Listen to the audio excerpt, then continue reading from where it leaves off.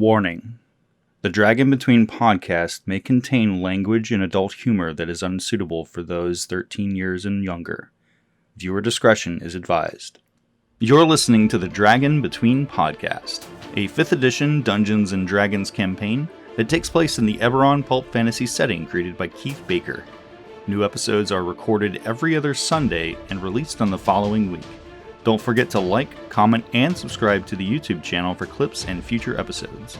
Follow us on Facebook and Twitter for updates and news on the podcast. Thank you for listening, and now on with the show. When the characters last met, the battle against the intelligent ooze continued on as the party scrambled to save their friend's life. The wizard's unconscious form was then scooped up by Ender and moved away in an impromptu game of hot potato. The characters finished off the lesser ooze creatures and then turned their attention to the larger threat, the ooze-like creature that loomed large out of the floorboards behind the bar. They watched on as the creature used its powers to close the distance between it and the group, once again knocking Eli unconscious not long after Auri had healed him. The creature lashed out against the group, but the game of keep away continued as Ender once again pulled the wizard to safety. As Red rushed to join Auri in her attempt to slay the creature, the ooze once again took control of the shifter barbarian. Before the dominated Red could lash out against the party, the druid dealt the killing blow to the creature. The party tended to their wounds and inspected a nearby storage room, discovering 2 shifter toddlers and several useful items. As the party turned their attention back to Auri and Ender's parasite problem, Eli proposed that the group attempt to teleport back to the Tower of the 12 for aid. After using his magic to successfully teleport his friends back to Karnath, and finding lodging within the magical college, the group set to the task of acquiring the necessary items that Eli needed to help his friends. The wizard then used a combination of potions and spells to command the illithid tadpoles out of Auri and Ender's heads and to their immediate doom. After settling their bill with the 12 and avoiding a potential incident with the staff, the party were returned to the swamp outpost via Eli's teleportation spell.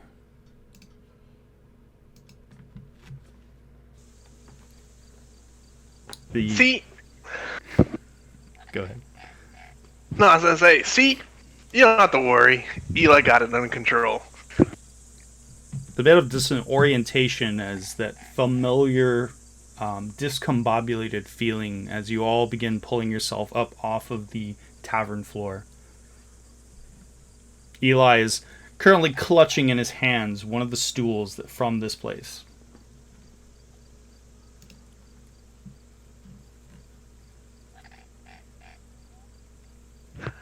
Eli will set it down and smile and look at everyone else. See? I always knew.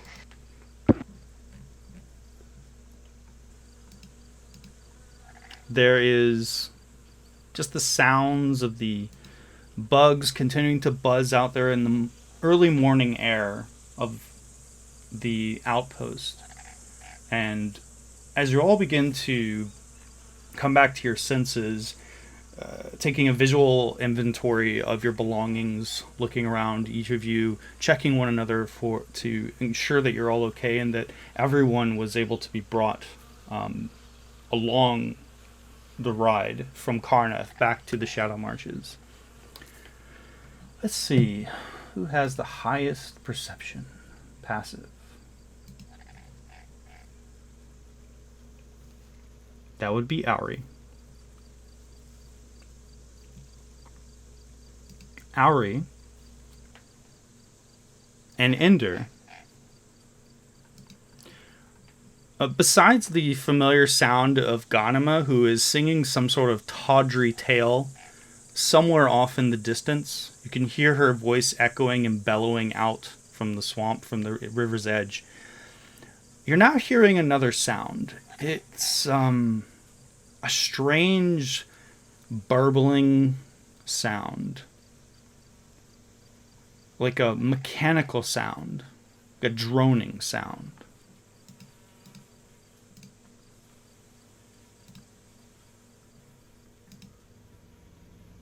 And as you're trying to place this new noise, this foreign noise in your head, you start to see shapes from the open windows outside of the tavern, and you can see individuals milling about, and you can hear the clump of heavy footfalls as a tall warrior wearing burnt umber splint armor and a cream-colored face mask strides into the tavern. This individual's hand resting on the hilt of a katana. It begins to slowly turn its head, regarding all of you one at a time. I'm also going to have my hand on the hilt of my sword, looking at him. And as you go to put your hand resting it on the sword, the masked individual stops when it sees you, and you hear a somewhat muffled voice that comes out from underneath the mask. A voice that's very familiar to you. Stay your weapons, men. I know of this rodent. Go in there. It's been so very long, my friend. And the moment that the gentleman's voice ends, you're all now hearing the sound of bowstrings that were taut beginning to relax, as you become suddenly aware of other splint-armored warriors positioned near the open windows who had seemed to have slipped into a position where they were getting ready to aim their bows at you through the windows. I'm sorry, have we met? The gentleman now takes the mask, which has a series of horns cresting the top of where the mask ends, and a series of tufts of what looks like fur radiates out from the edges of this mask. Reaches up, grabs it, and pulls it off. And beneath the mask, you see the familiar sight of someone you have not seen in many years.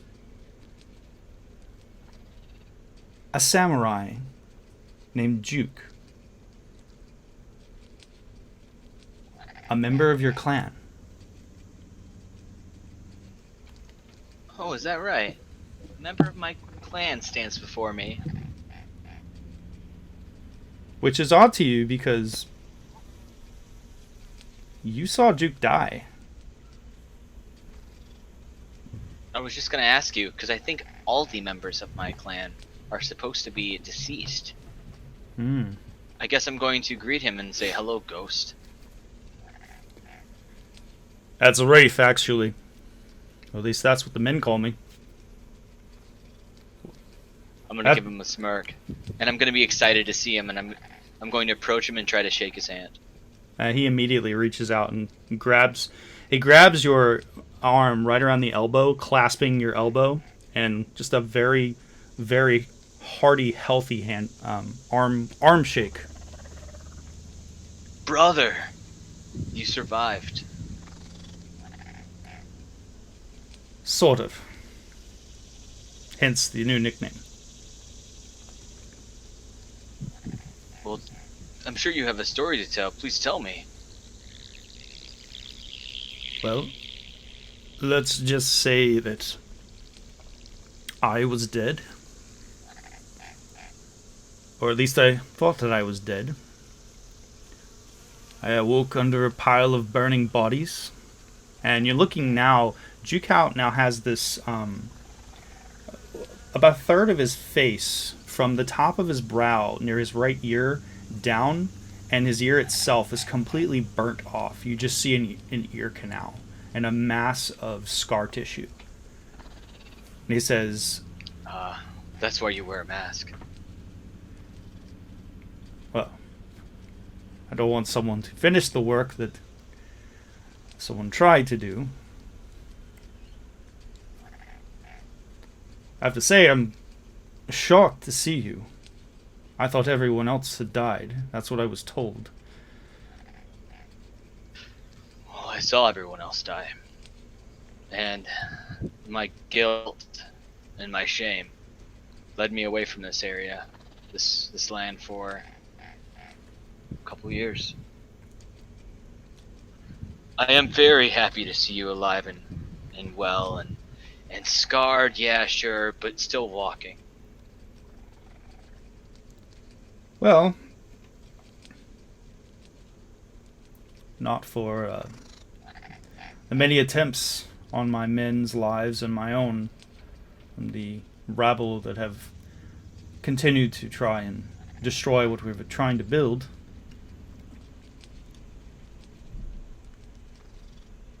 What are you trying to build out here? A new clan, a new home? The one clan, the one true clan, the one that was united after the remainder of the rebellion was quashed.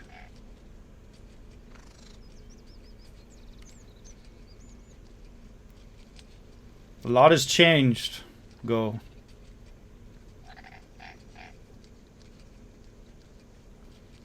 Yes, a lot has. This But- new clan of yours. What is its name? Well, officially, we don't really have a name. The people have taken to calling us Swiftblades. Under the shogunate. The Swiftblades of Kontan. After the majority of the rebels were, let's just say, unceremoniously driven off. Those that did not agree with the shogunate's decision to unite all of the clans, we found ourselves trying to rebuild what had been destroyed for years. You remember. I'd be perfectly honest, I didn't know that you were alive until just now, till I strode into this place. And he begins looking around the room now at your companions.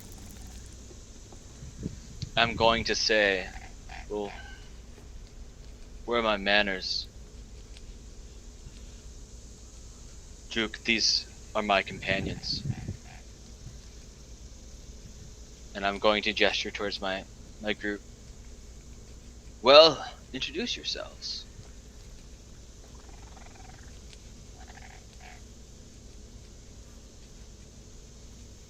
Lithana stops mid petting the weird tiger and says, my name is Lithana Aisha from the Aisha estate. Did you say Aisha?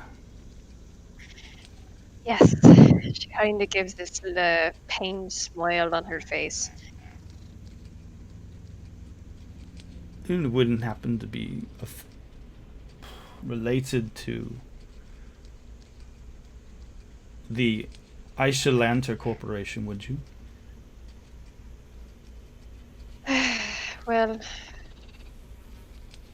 unfortunately, yes. Well, Before it's the lantern part of it. be the first to, and he gives you a curt nod, very swiftly. He says, be the first to thank you for the hospitality of your company and all that you've done for the clan and for the people of the Marches.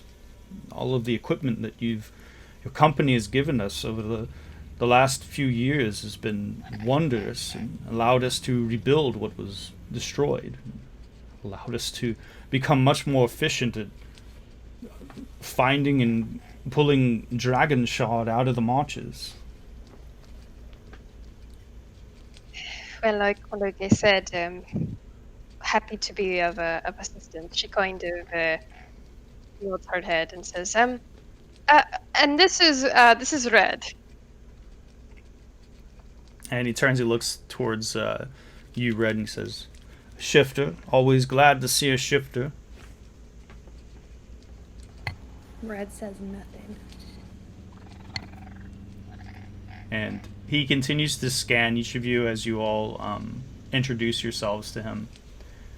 Just sort of giving you a once-over looking. The other splint-armored warriors, they've relaxed their bows.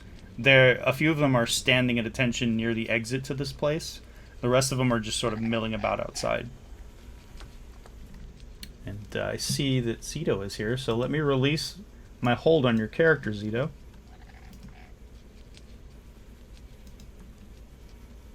There you go.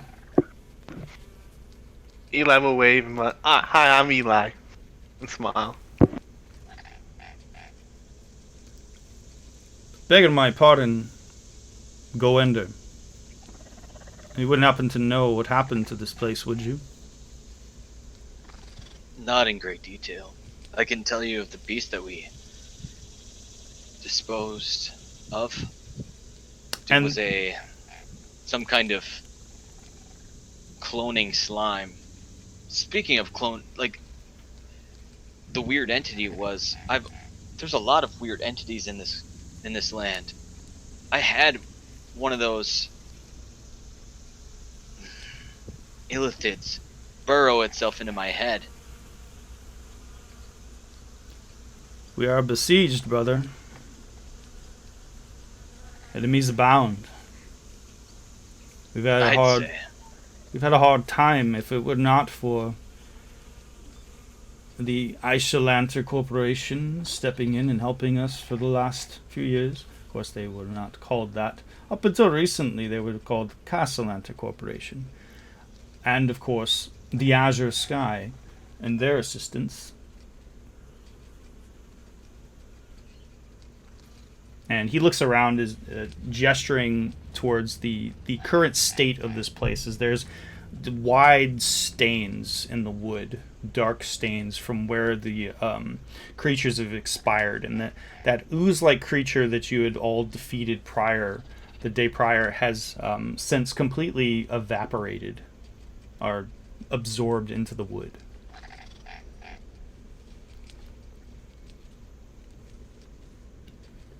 Hey, Jeremy. Yes, sir. I wrote this down someplace, but I don't have it in access to it. What is the name of the people against the Duke? The rebel unit were. They were referred to as Zaduk's Bane, or the ZB. ZB, that's it. Thank you. I'm gonna put that in my notes again on my character sheet. Sure. From what I'm talking to this guy, I'm trying to connect one and one, or just trying to connect these two things. Are these the rebels? Would I have? Because so far I'm listening to it, and he's saying we, as in the nation. So I have a feeling he's working alongside Zaduk, unless I'm understanding this incorrectly. Well, as he said to you that the clans, the majority of the clans, I guess, united under Zaduk's banner. Essentially, Zaduk established one clan out of all of the remaining clans.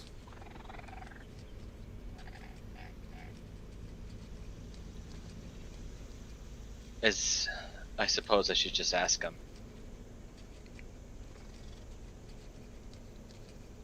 And he's continuing to just sort of walk around the place. He's inspecting the wood, the places where the dark stains have seeped into the wood. And he looks back to the rest of you and says, "Well, this place could use a good scrub." Duke. Yes. And I'm going to call for his attention, and I'm going to place my hand on my sword. And I'm just going to ask him plainly. I'm just going to ask you plainly. Is your clan known as the Zaduk Bane?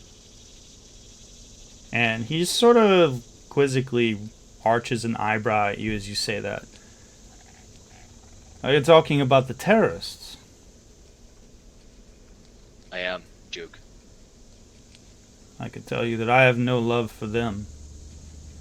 If it wasn't for them, then my men and I wouldn't have to be spending so much time on our esters out in the swamp.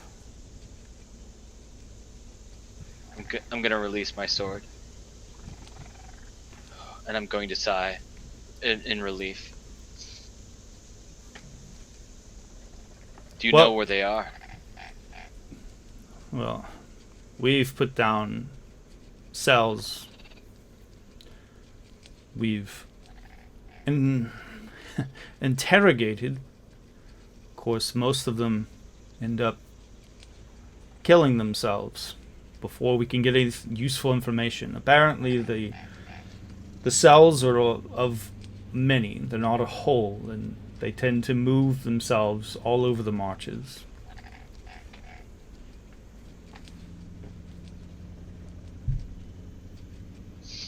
Well, that is why I'm here, back home. Really? You're back home to hunt the ZB. Well, I guess it's on my list of reasons why I'm home. Okay, well, I have no idea. Are you here under an official order? From Zaduk. Really? It's very Yes. strange. The Shogun doesn't usually allow outsiders into the nation, much less hire them to chase after enemies of the Shogunate. Outsider. I'm gonna smirk at him. Now, Um, at this moment, I would like to see if Juke has been telling me the truth. Is there any way you'd allow me to? You can Is he telling me the truth? You can make an insight check. What are you trying to ascertain the truth of?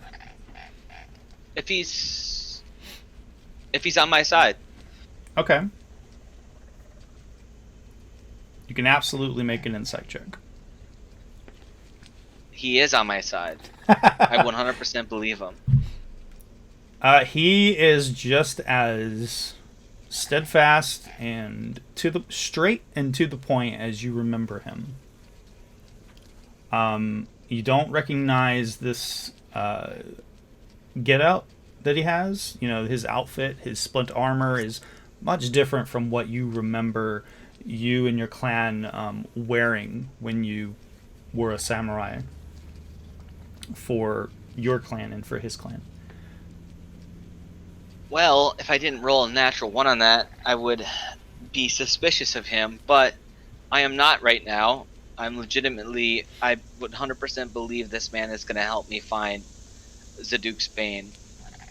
Juke now says, well, if you're helping the nation, then the least I can do is help a brother out.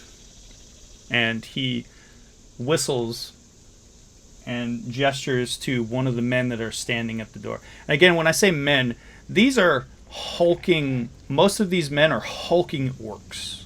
Like, wide-shouldered, wearing this, somewhat dirty in places, right around the calves and their foot coverings from the marsh. But for the most part, their armor is impeccably clean. Like, they clean it constantly.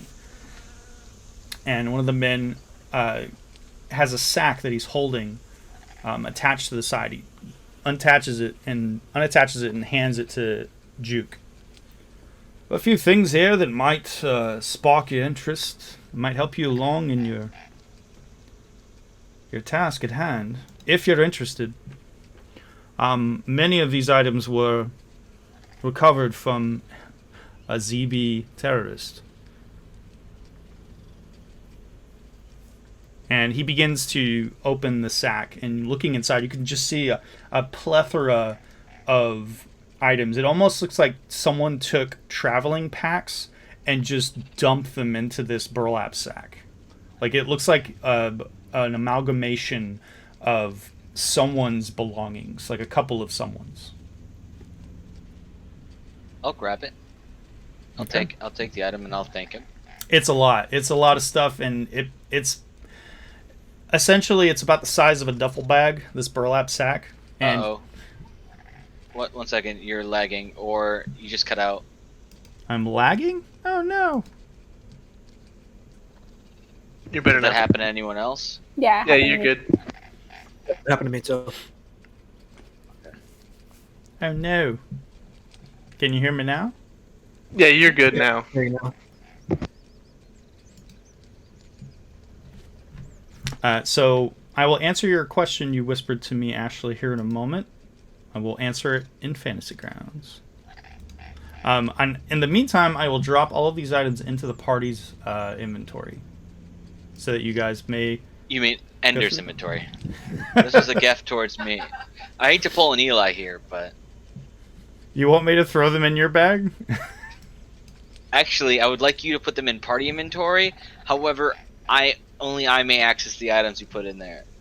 As he turns and hands the bag to Eli, because Eli's the only one to identify anything. All right, Or Tito. I will put them into the party inventory. Okay. Ooh. There we go. There's already a ton of stuff in there. Alright, I'm gonna take those potions of greater healing. There really is, holy shit.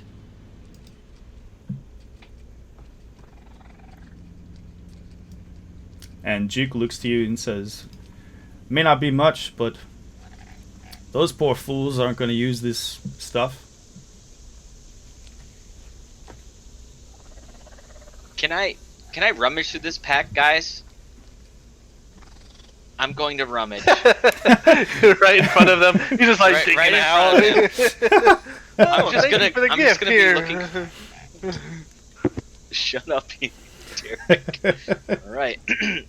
Ender's going to hit with his big hands, try to dig around for the small little potions of healing.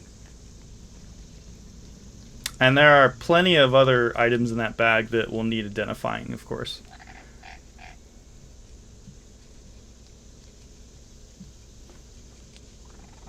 Juke looks to you and says, "So where are you headed next? If you don't mind me asking." We have someone on a boat somewhere nearby. Oh! I suppose if they're still there. Ganima! Yes, she said that she was expecting you all. We were ready to turn around and continue on with our patrol, but when she mentioned a half-orc samurai, I just had to see who it was. To my surprise... Ronan. Juke. Ronan. I think I lost that title. Well, you're working for Zaduk, are you not? I'm going to look at him, squint my eyes a little bit, give like a half smile. Are you trying to make me feel better? I was going to offer to sponsor you to come back to the fold, my friend. The swift blades of Konton could use someone like you, especially in this grave predicament that we're in.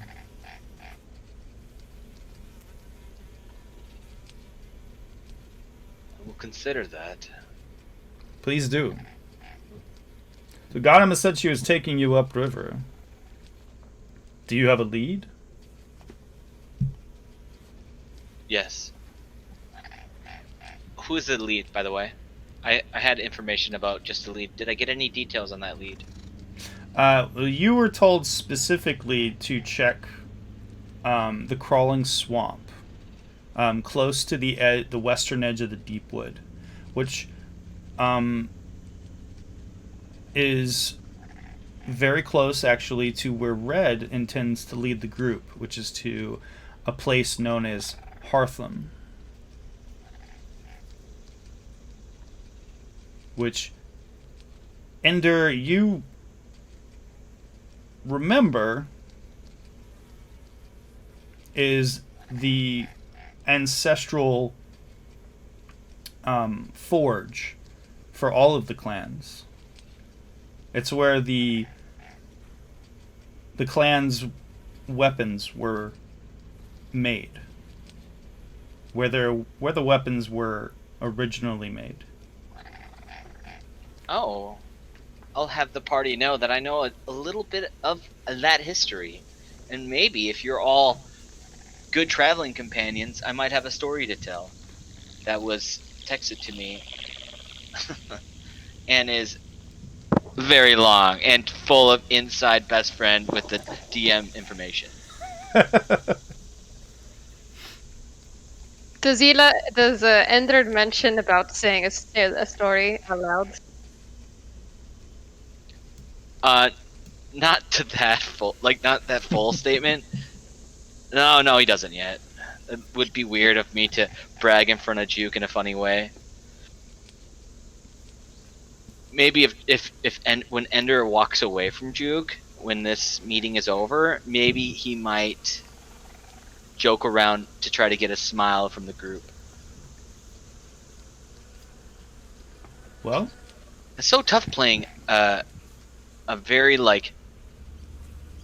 I don't know, stoic. a quiet samurai, stoic samurai that lost his entire family and still have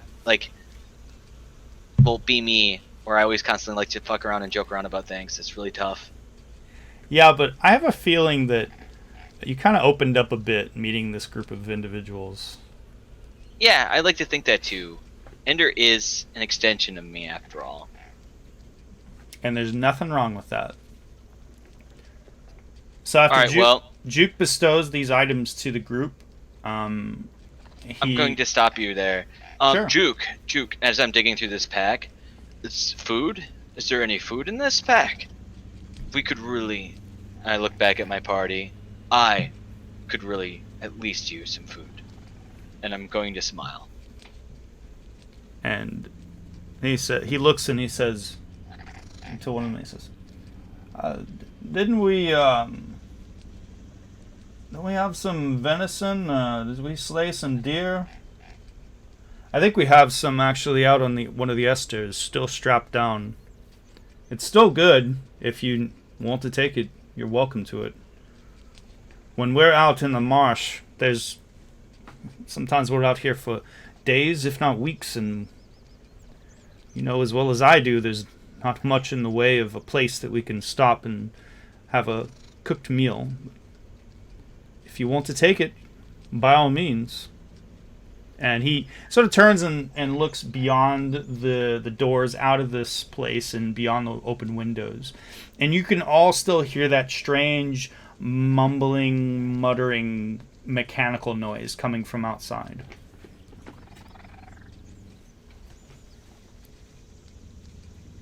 Ender, or our other friend, do you prefer Juke or Ghost? Wraith, actually. Wraith. And he looks at you and he again gives you that very respectful nod.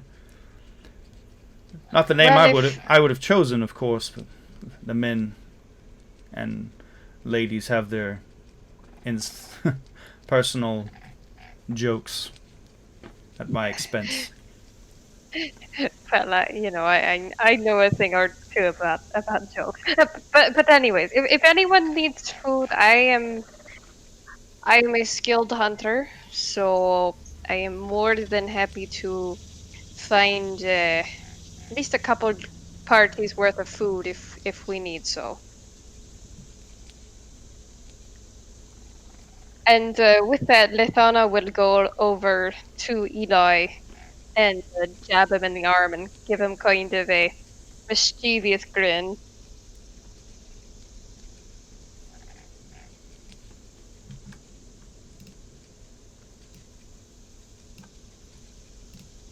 And what are the rest? Eli ignores you. She's waiting for a reaction. He kind of looks. Eli looks at it. I'm just looking through the bag. But by the way, great job, teleporting us back on in one piece. Yeah.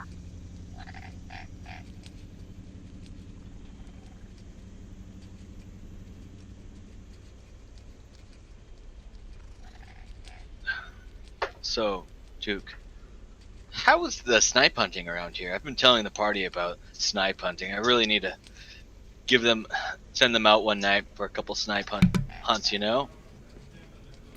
Remind the DM again what the hell a snipe is. It's a fictional creature that doesn't exist, and Okay. you trick new campers into going snipe hunting with a bag and a flashlight and a pan. So they go out there and lighting up the bag while making a bunch of noise and waiting for a mythical snipe to jump into the bag. It's just to troll people. Like back in the day, people used to do that a lot. At least where I'm from. And I believe, since the Shadow Marches are my homeland, it is basically identical to Wisconsin. So, I mean, with more of a, feudal And Japan he looks to you backdrop. and he says, "Well, what do you think we use that big sack for?" And he gestures I'm to glad the I one just had that this he moment. gestures to the one that you've been rooting through. Of course, we don't really find snipe very often.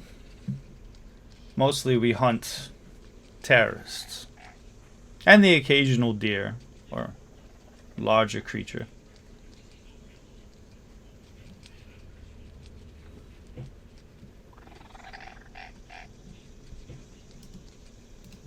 When Andrew says snipe, Lethana goes over and winks at him and she says, yes, snipe hunter.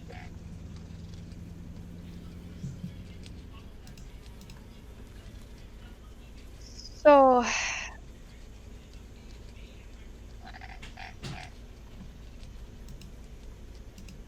And what are you doing, Zito? Zito is just sitting down on a stool and examining his weapons, making sure they're functioning properly. Okay.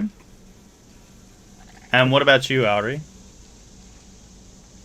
I'm going to be hanging out, looking around, still trying to figure out why this doctor brought me here, because this is the strangest doctor appointment I've ever been on, that's for sure.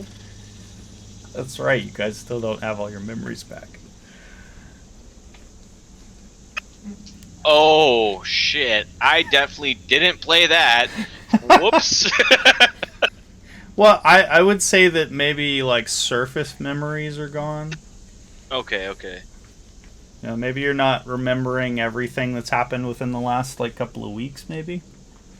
Well, I'd still probably take a negative multiplayer on that. Oh well.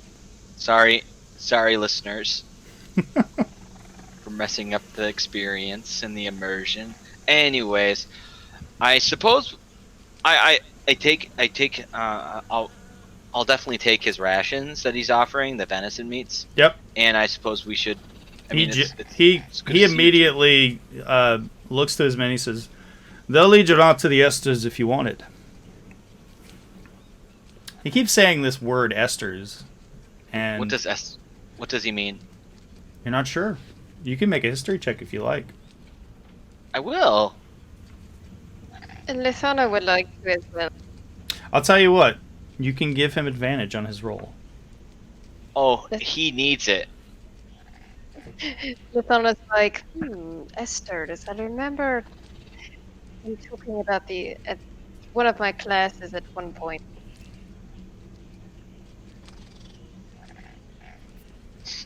I'll have you know, I know a 14 out of 20 about that subject. You're not entirely sure what an ester is. Shit. However, you have heard of that term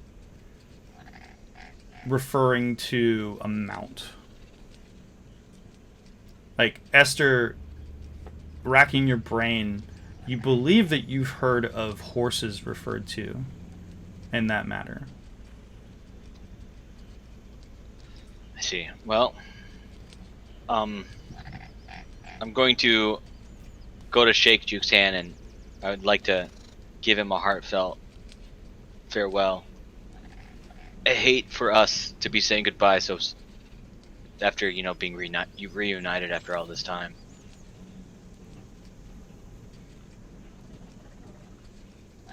May your paths cross again. You said you're heading north, right?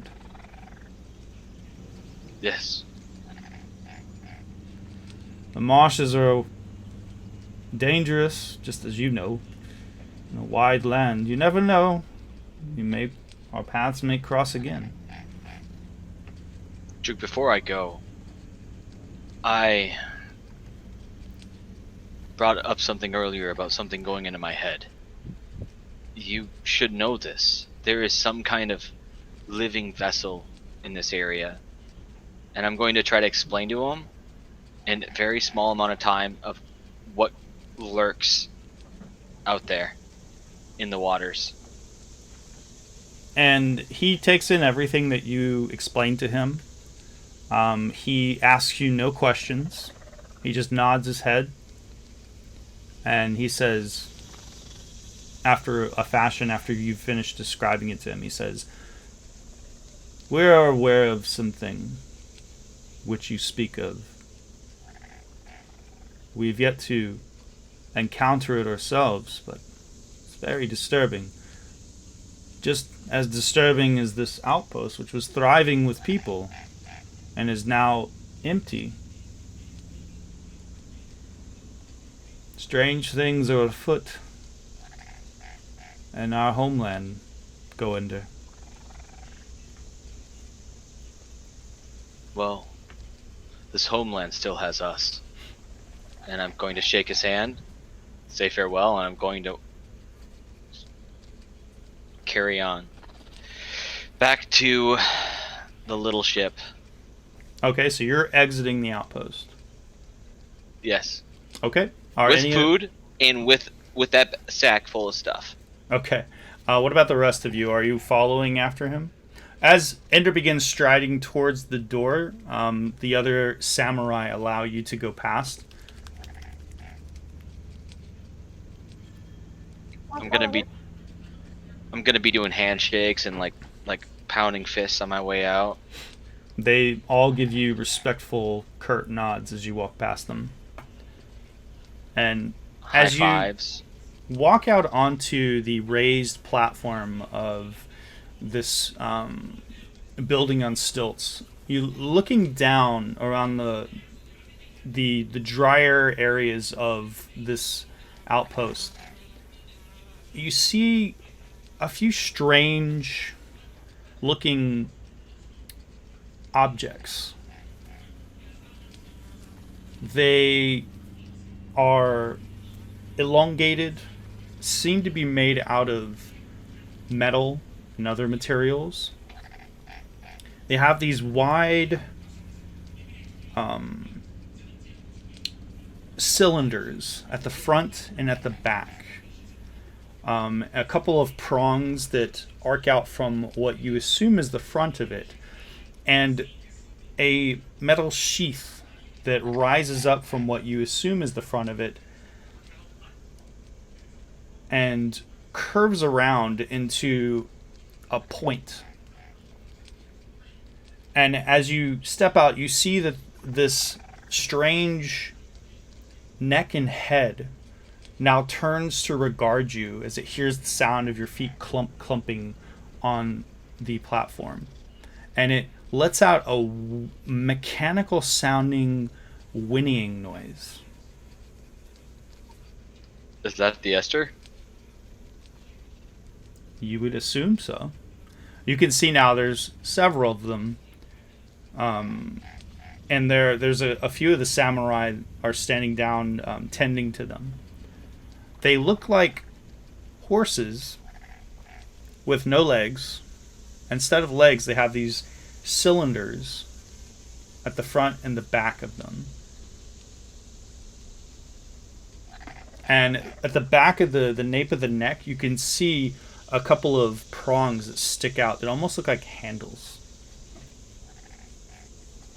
And there's a curved, what you would assume is the saddle at the center of this strange horse-like vehicle.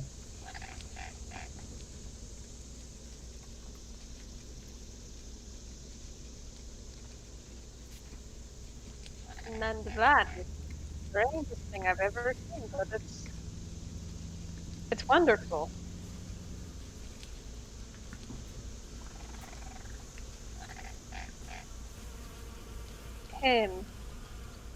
Hey, Ender.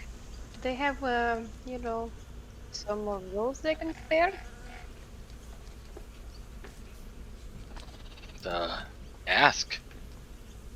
You want one?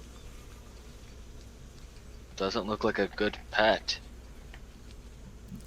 No, but it might help us get around the swamp. Hey! Does that help you get around the swamp?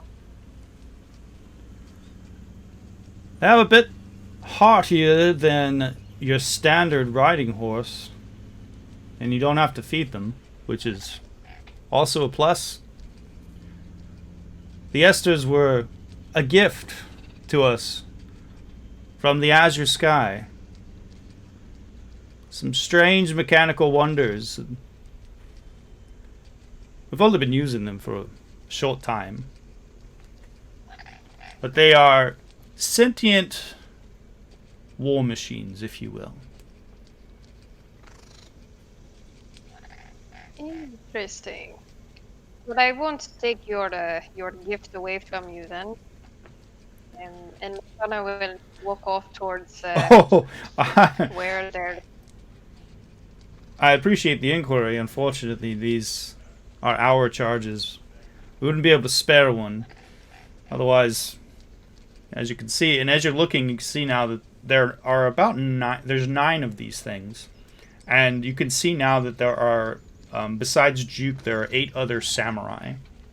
And as they've all been walking away and each one by one descending from the tavern, and they begin walking up to these mechanical horses and checking them, and one of them pats one of them on the metal nose. You can hear a little tink tink tink noise. Of course, if you ask the Shogun nicely, perhaps after you're done with this task that he's set you on, maybe he can reward you with one. Yeah, Lithana, maybe you can ask the Shogun to gift you one of those. Maybe. Should fit in your bedroom.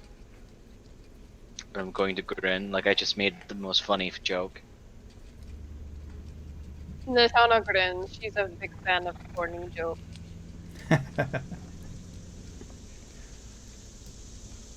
And she'll make her way to the boat. Okay. If it's still there. If it's still there. You can see that Ganama's catamaran is actually right up on shore. Like, she has it anchored right up next to the outpost now. And the samurai are now all mounting these mechanical horses, and Juke turns, after stepping up and into the saddle of this strange construct creature. He turns to each of you, regarding you all with a nod, and then begins to slip his mask back over his face before looking at you, Ender, and giving you a wink. Well, men, we ride for Tondrol. Take care of yourself, Ender.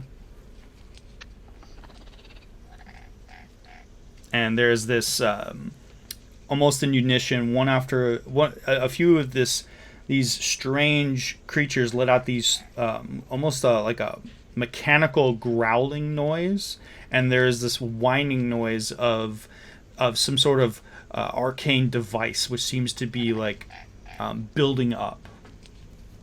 And you watch as these things, the cylinders begin spinning and just shredding the soft earth and vegetation underneath them.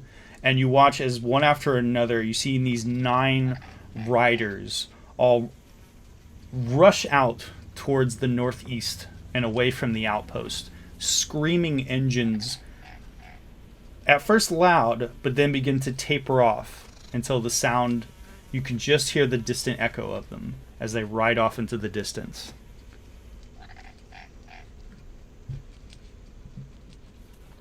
Was this scene inspired by Gondor? The Riders of Gondor? I hope it is.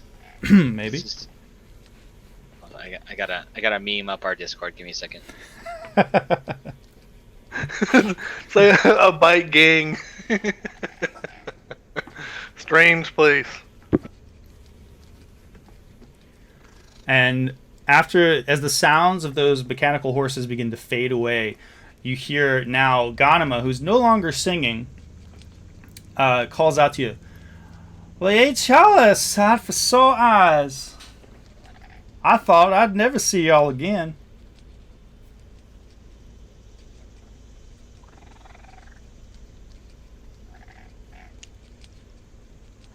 And you can see now she is holding in one of her hands a gnarled tree branch. It's a bit of darkened wood, which she has festooned into a fishing pole. And Lathana, this looks very, very familiar to you. The tree branch resembles that of the large walking tree that nearly stomped you to death a few days ago. I see that you found our tree friend. Found? Not so much. More like fell out of the sky like a missile and then tried to sink my craft. Lithana looks over at Eloy. Gives him a wink. It was the strangest thing. I saw a large eagle flying over the glum, and then it let something loose, a small thing, and then I watched as it impacted the water, and it was like watching a flower bloom, a disgusting flower, and then it was a thrashing of vegetation and tree limbs, and it was like nothing I'd ever seen before. I went to investigate, and the damn thing nearly pulled me into the water. Yeah, strange. I would have to do some research and maybe see what I can tell you about it later. Well, if y'all don't mind, I would like to get back on the river and take advantage of the daylight that we have. Unless there's something else that you need to take care of before we leave this place.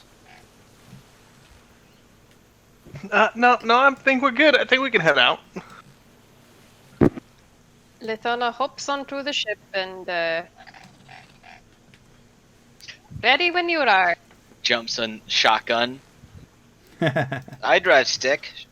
Hey, Lithana was already shotgun. Lithana fights for shotgun. Okay. And as you're all filing onto the catamaran, who has the children? Red. As you are approaching the catamaran, Ghanima says, Hold on a second. Ma'am, I'm so sorry. I'm afraid that we haven't been introduced. This one is Red. Red? Pleasure to meet you, Captain of Ship. My name is Ghanima. Welcome to my ship, as you say. Are those your children? And she's now gesturing to the two toddlers. One is a little sleepy-eyed, like they haven't quite still woken up yet this morning, and the other one is like currently like gnawing into the side of your shoulder, Red. They are not my children per se, but they are my kin, yes. Like, be perfectly honest, I haven't been paid to transport any additional passengers. But if you're with this rabble, I can't turn her away, a mother and her children. If you would be so kind, and she gestures now through the open archways within the cabin on the top of the catamaran, you'll find at least one or two free, not so much beds, but I do have hammocks. As long as you keep an eye on the little ones, I would absolutely hate to have to fish them out of the river.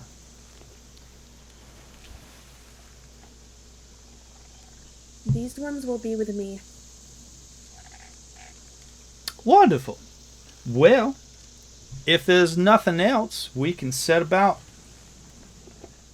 and head upriver. Thank you very much for your graciousness, Ghanima, captain of ships. Captain of one ship, but I take your meaning. I appreciate it. All aboard! And Ghanima now stepping away from the edge of the port side of this craft and heads into the cabin. And you can hear now the roar of the elemental engines as this vehicle begins to lurch. Are you all hopping on board? Yes, Letha really hops on board after Zito pushed her into the water. Eli laughs, and he jumps on board too. Soaking wet. Zito's gonna climb on board and shake the water off of him. Okay. Ender is dry, eating venison in the front seat, sitting shotgun. He's gonna shake the water off onto Ender. There's only one chair within Ghanima's cabin. It's a bit of a cramped cabin, but there's really only one chair that spins. It seems to be bolted to the floor.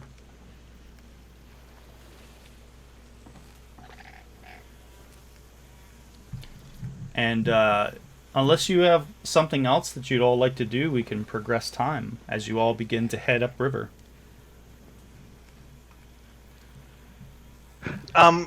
Eli would like to start identifying. If Ender will give him the bag. And Ender will give Eli that bag after he tells Ender how great he is and how brave and how strong, and also thank him for saving his life. And not bring up how he saved my life. He doesn't want to hear about that. Oh, great Ender. If you didn't have a wizard friend so powerful to save you, to save you, thanks for saving my life. But I think I saved your life better. And Eli smirks and grabs the bag and walks off. So this bag is almost as tall as you, and it's really heavy. Okay, maybe he doesn't walk off. Hey, Ender, you want to help me? Nah, Ender will watch Eli scurry away while dragging the bag awkwardly, saying how he saved my life a whole lot. Just looking at his greed and smirking contently. All right. So, do you want to tag team this with Zito? Eli? There's only one wizard in this group. I'm just kidding. Yeah. Okay. One by one. There's a few places on the catamaran, besides the walkways that are around the main cabin. You have in the interior of the cabin, you have a series of hammocks that are strung along the walls. And, of course, there are some ladders that lead up to this canopy up top, which have a series of seating areas up top. And then, of course, there's the main mast for a sail that sticks straight up through the center of the catamaran, which you have not really seen Ghanima use. She's mostly relied on the elemental engines that are at the rear of the vehicle, of the watercraft.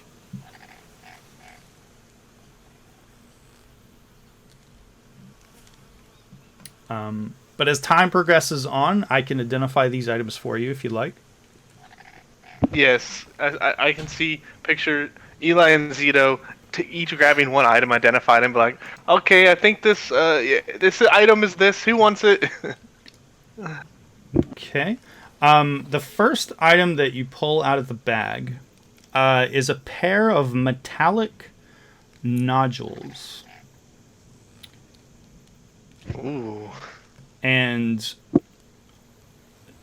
Zito would know that these are an artificer creation called ventilating lungs. Essentially, they were used in response during the last war to poisonous gases on the battlefield. And it is an item that you can attune to.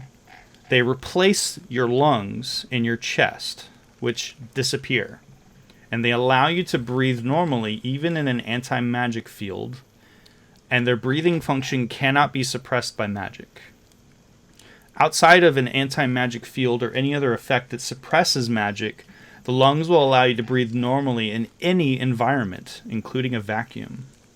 And you have advantage on saving throws against harmful gases such as those created by the Cloud Kill spell, the Stinking Cloud spell, inhaled poisons, and gaseous breath weapons. As an action, you can use these lungs to exhale a gust of wind, as if you were casting the Gust of Wind spell, with no components. But this property cannot be used again until the next dawn. When your attunement to the lungs ends, or if your attunement ends, your original lungs will reappear.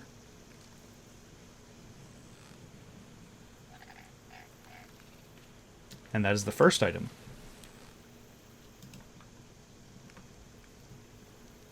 Dang. Next, Wow. next. Let's see.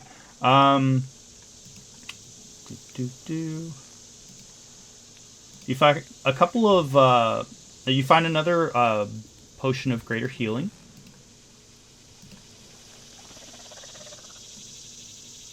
You find. I will take it. You find a strange-looking wooden box that's about 12 inches long, 6 inches wide, and 6 inches deep. It looks like a normal wooden box, but you can tell the craftsmanship of it. It's really weird. It's strange.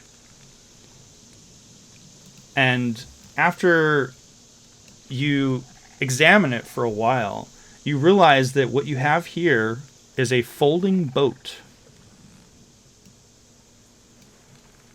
Speaking a command word, the box unfolds into a 10-foot long boat, 4 feet wide and 2 feet deep, has a pair of oars, an anchor, a mast, and a lateen sail. And it can hold up to 4 medium creatures comfortably. If you speak the second command word, it unfolds into a ship 24 feet long, 8 feet wide, and 6 feet deep.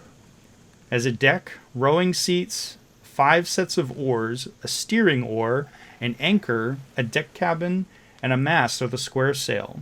And it can hold up to 15 creatures comfortably. And the third command word causes it to fold back into a box, provided that no one is aboard it. Any objects in the vessel that can't fit inside the box remain outside of the box as it folds.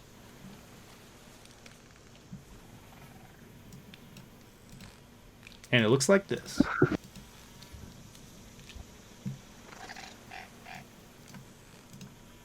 Dang. Oh, I like this. Eli will take that. I'm the captain now. Let's see. What else we got here? Let's go with that short sword, that Frostbrand one. That's already been identified, actually. That's what you found. Yeah. You found that in the... it's a Gelid's short sword made out of blue steel with a pommel in the shape of a dragon's head. Yeah, I identified that in the room. Mm-hmm. Looks like this. Holy moly! I want it. Take it. Zito, you find one of the things that falls out of the bag is weird. It looks like somebody's arm. Appears to be an artificial limb of some sort. You know Hanander? And it's I don't get it. you're able to identify this as an arcane propulsion arm, which is used to help an individual who is missing a hand or an arm. It's an appendage which was developed by the artificers of House Cannith, and to attune to it, you must attach it to your arm at the wrist, elbow, or shoulder, at which point the prosthetic magically forms a copy of the appendage it's replacing. While it's attached, the prosthetic provides these benefits. It's a fully capable part of your body. You can take an action to remove the prosthetic, and it removes itself if your attunement to it ends. It cannot be removed against your will. It is a magic melee weapon with which you are proficient, and it deals 1d8 force damage on a hit, and has the thrown property, with a normal range of 20 feet and a long range of 60 feet. And when it's thrown, the prosthetic detaches and flies at the target of its attack, and then immediately returns to you and reattaches. So, yes, to answer your question, Eli, you would have to be missing an arm. We can make that happen here. Ender! I brand my sword. Yeah, Wield it, and I swing it around all fancy-like, but clumsily-like. Like, I don't know what I'm doing. I think I've had a couple beers. I got that.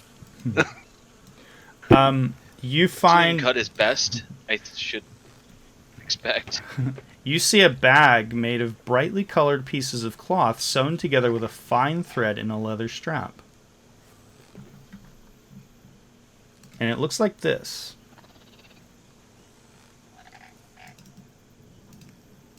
Not too dissimilar to your bag of holding. This appears to be a bag of devouring. It superficially resembles a bag of holding, but you identify it as actually a feeding orifice for a gigantic extra-dimensional creature.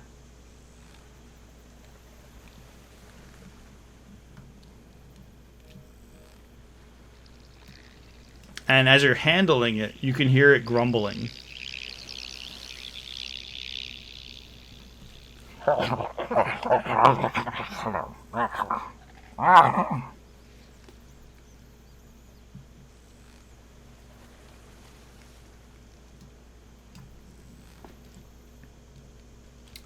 There is one more potion.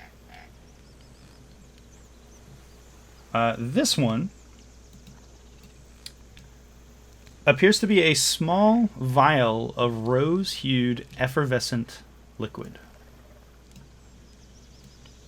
And as you are identifying it, you realize that this is a filter of love.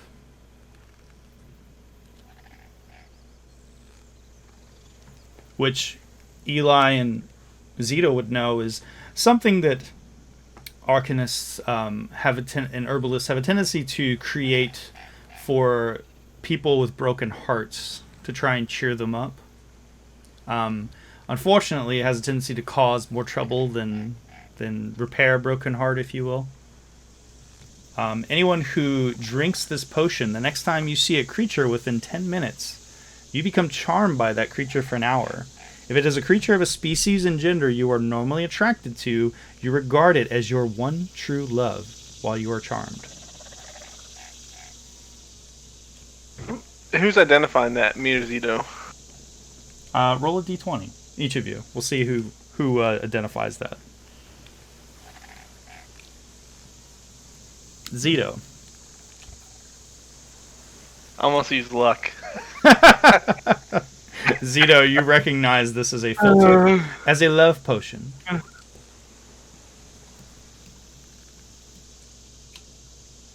Well, I don't have any use for this. Eli will take Toss it over to the side. Are you tossing it over the side? No, I'll put it in the bag of devouring.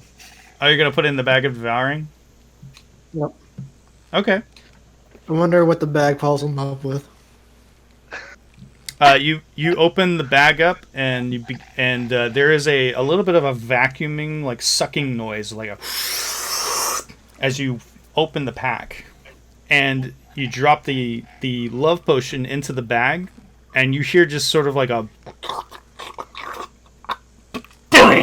and it spits the bottle out, and the bottle clunk clunk clunk onto the deck of the ship. Did he drink it? Oh, it hasn't been opened. It's a little scraped and seems to be now covered in some sort of viscous slime. But you can see that the rose-hued effervescent liquid has some sort of a bubble shaped like a heart within it. Yeah, you're cutting out again, Jeremy. Jeremy, something weird's happening. Like, it's been happening a few times. It's like you cut out for like, I don't know, 5-6 seconds of silence, and then we're all like, uh-oh, he cut out. It's all going to be coming. And kind of like a tidal wave, it all crashes all at once. That's weird. I might have to... It's all sped up. I might have to stop streaming. And then you cut out. Alright, well, I stopped streaming. Hello? Yeah. I can hear you now.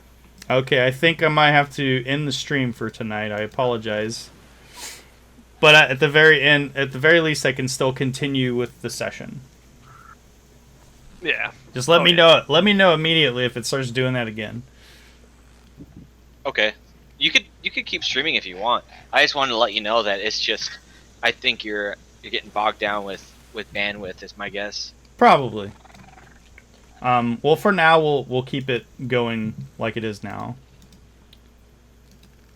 In the meantime, there is one more item of interest besides the regular items that you see in explorer adventurers packs. You know, things like rations and mess kits and hammers and pythons and a bedroll. You find a book. It's a leather-bound book with dark red leather. I'll take that one. The edges of the pages are in a sort of like a silvery filigree.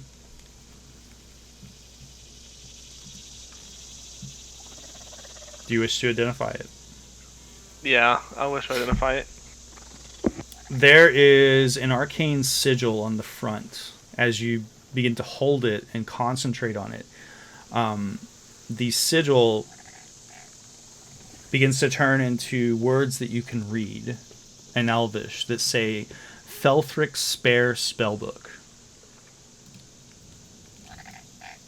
And it contains the following spells.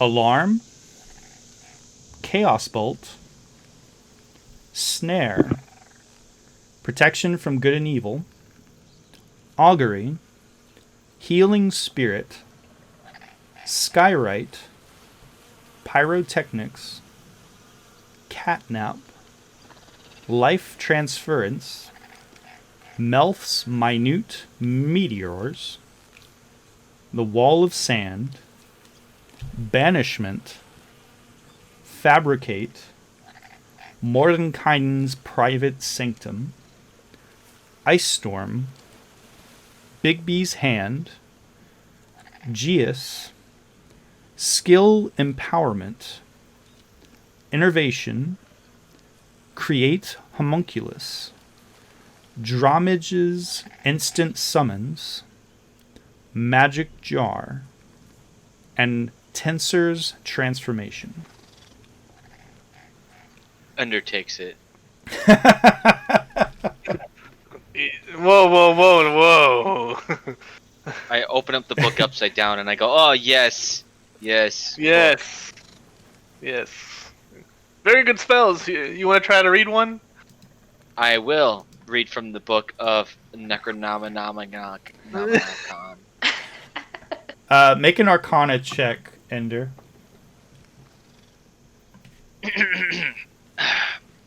Clearing my throat while I prepare to roll. That's not bad. Wow, holy shit. Ender, you begin to read, flipping the pages, and you can see that it's less words and more symbols. And a lot of these pages seem to be written in languages you don't understand. And as you continue to read on, Ender, Or do I? Eli, Let me you roll. see that his a bit of a trickle of blood begins to come down from his left nostril. As Ender suddenly is overcome with a headache. Holy cow! It's like doing some kind of drug. I need more. I'm reading as much as I can from this book. It's my first time with knowledge. Are you sure there was only one worm in his head? Eli will take the book from his hand. It's okay. Don't worry about it, buddy. I was reading! He'll hand him the short sword of Frostbane. Here, this is more you. Oh, okay.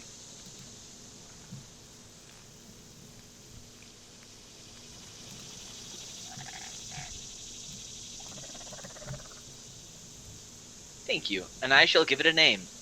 I'm going to name it Short Sword Frostbrand.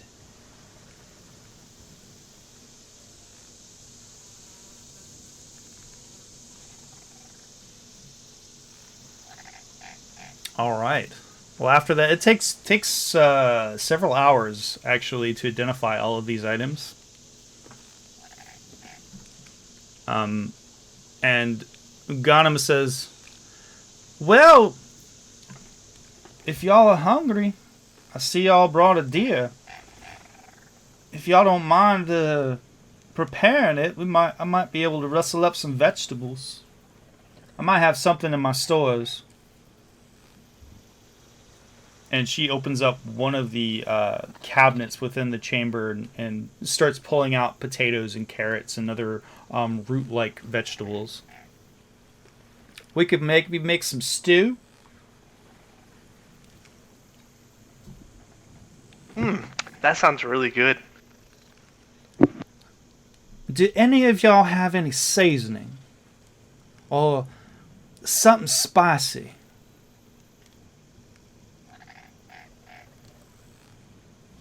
Maybe some I got this potion here. Maybe some peppers. And she looks at you and says, "I don't know if that's going to help. You might want to hold on to that. Potion doesn't really help when you're trying to make a stew." And we'll spice things up, though. It's true. What kind of potion is it? I don't think I've ever boiled a potion before. Yep, it's an Ari potion. An Ari potion? Yeah, here you go, Ari. So it'll give Ari the potion. And with that, Ghanem sets about to preparing some stew for all of you. You guys ready to eat that stew? Yeah. All right. That's spicy stew.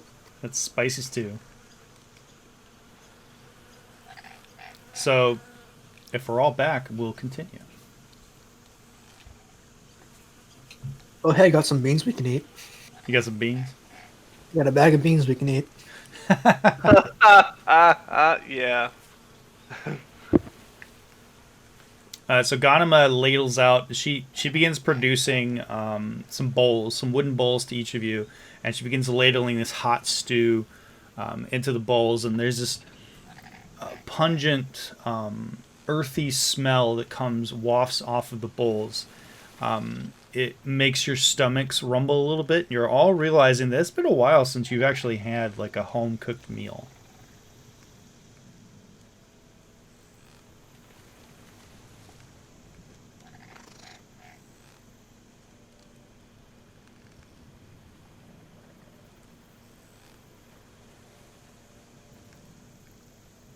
Lithana takes a seat near Ari and says, let me get you some soup, and she'll go ahead and use whatever spoon or something to put the stool in a bowl and give it to her.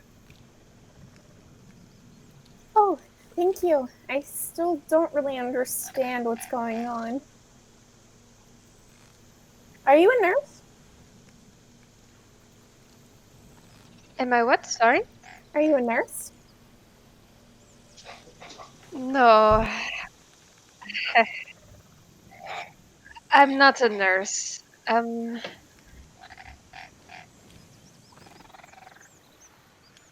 you remember when you were little? No, it's There little. Yeah, I mean, was before your mom and dad died.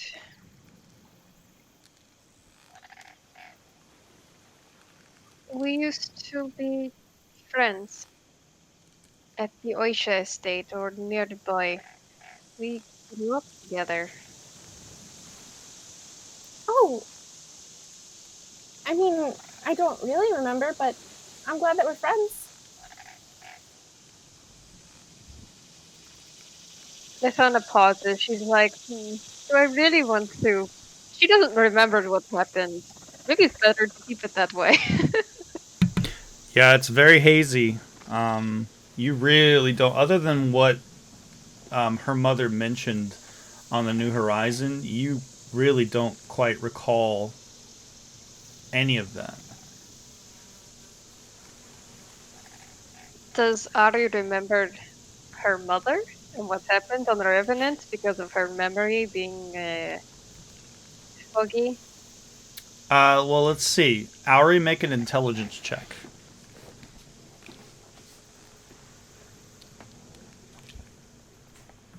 I would say that Auri would vaguely know some of you. Like, she knows that she's safe around you. But she keeps getting your names wrong. And there are moments of recognition to you, Auri, but they're fleeting. Like, you try to form a thought, you try to remember, but it's really difficult.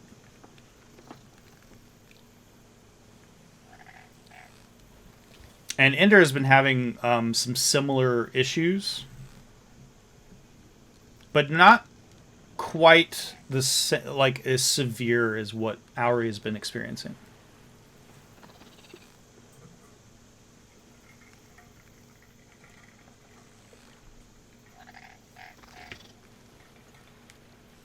Zoe.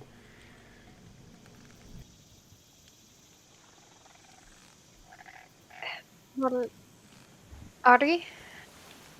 What? And you can think of me as like an older sister. I have your back now. And then she'll, oh, go ahead. Thank you. And she'll go back and focus on her soup. Okay. What about the rest of you? Is there anything else that you'd like to get accomplished today?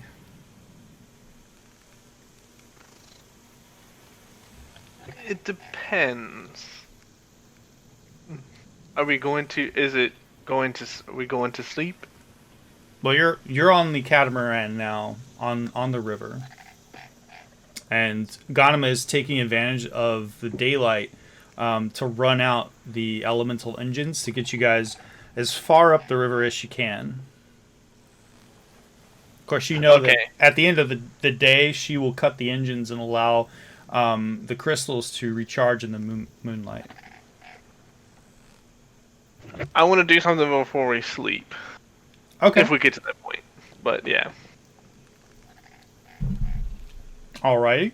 Did you all want to settle? Zito's gonna. Go ahead. Zito's gonna go up to Eli and says, "I noticed you pulling a lot of things out of your sack that you kept around your neck. Where'd you get that?" Well, I found it. Long story short. See, the ship. Apparently, it was my dad's. I inherited it, and he was some kind of great artificer. And I found it under my bed. This box. Apparently, it controls the ship and has other magical properties. Kind of cool. This bag controls the ship. This box, yeah, but we're out of range right now. But yeah, if you hold it, and he kind of shows him the cube. He pulled out the cube. Zito, you see this metal framework, which at once was flat, like a talisman, and then Eli stretches it out, and it seems to create more mass, and it becomes a crystal cube with this metal frame. And you can see different runes that seem to be carved into the surface of the crystal. I was talking about the magic sack that he was pulling everything out of. Oh, okay. The bag of holding? That whatever he was like pulling off, that helmet teleportation stuff, all that. Yeah, that was this. that was coming out of Cube. this cube that he just showed you. Oh, it's a cube? I thought it was a sack. No, he was No. it's like a 3-inch by 3-inch cube, and he was pulling stuff out of it. Like things were manifesting out of it. Can I see that cube?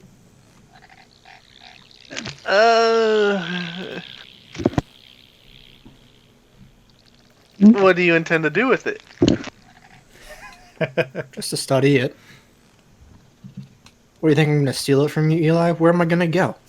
No. It's just, see, I only can pull 2 things out a day, and I've been waiting till night because, Dr. Eli's in town, and he got to fix Ari. What? I'm not going to pull anything out of it, Eli. You have my word on it. Just lame as. Eli's gonna go play doctor with Auri. Is that what I understand? What he just said?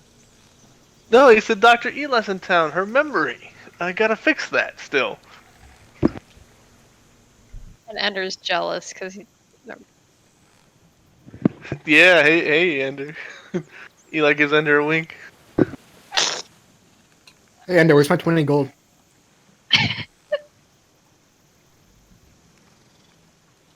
You can have all my gold. Here. Eli will hesitately hand Zito the cube. Okay. And his eyes are fixed on the cube and won't leave the cube. Okay. When you hand the cube off to Zito, Zito, make a dexterity save.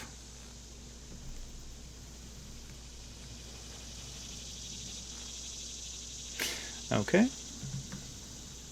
The moment that you take it from him, you take 8 lightning damage as a bolt of electricity arcs off of it and zaps you in your chest.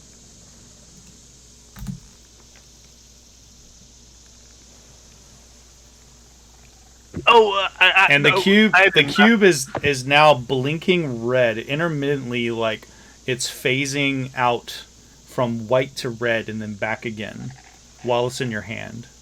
And there's this acrid smell of ozone on the ship now. Zito's going to toss it back to Eli. I swear I didn't know that it did that. As Eli catches it. When it lands in your hand like a glowing Rubik's Cube, and the red light, which was pulsating and pulsing, it begins to fade away now into the familiar, soft, glowing, whitish yellow light that seems to be generating from inside of the cube.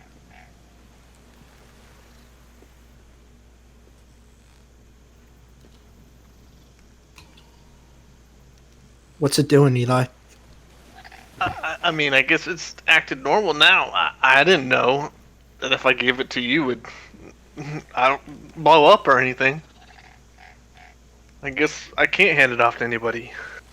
It's connected to me. Let's try it one more time. Okay, but you want to sign this waiver here? Sign here, here, here.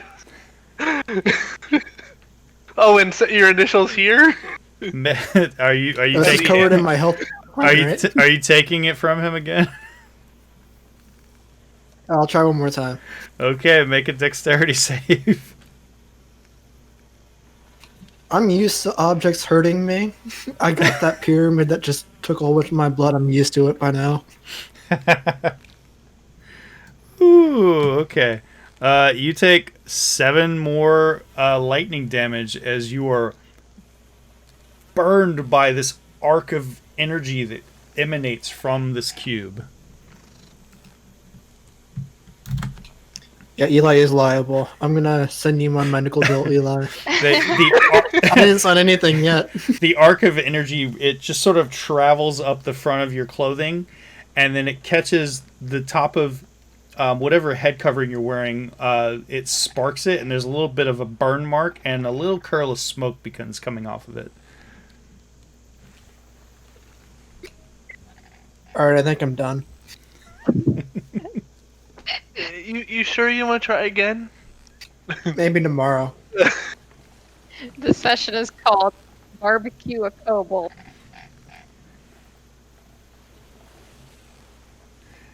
Maybe I'll put you in the stew next time, Zito. That venison is going to run out sooner or later.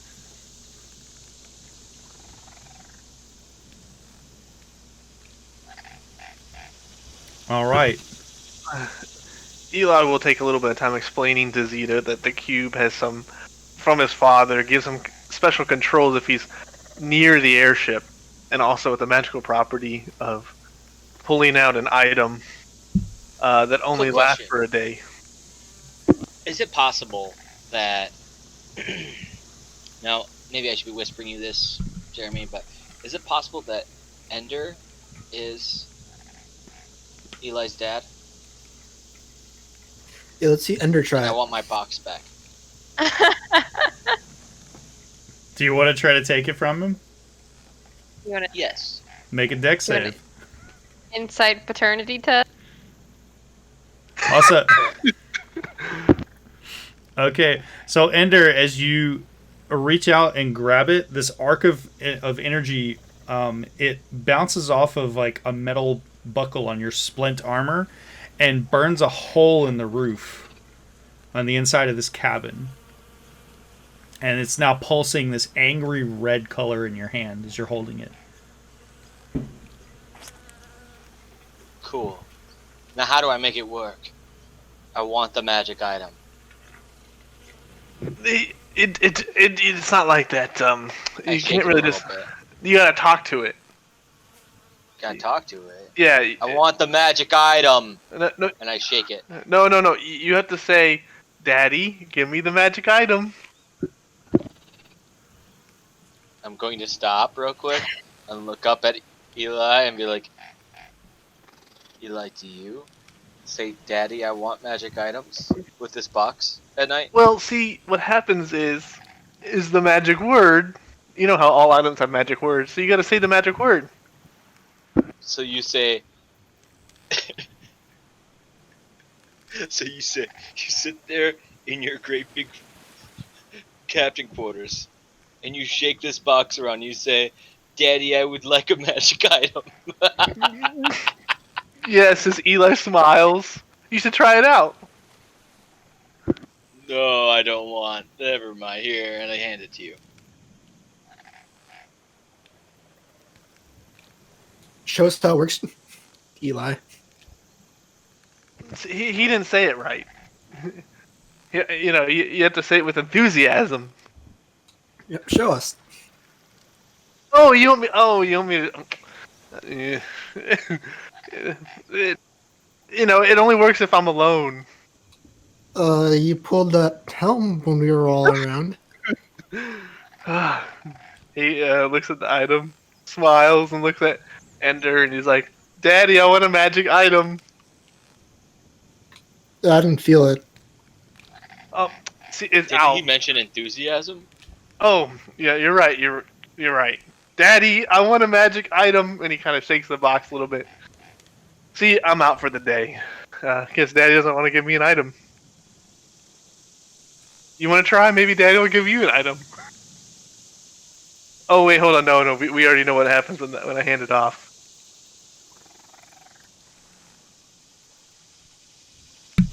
Daddy, I would like an item.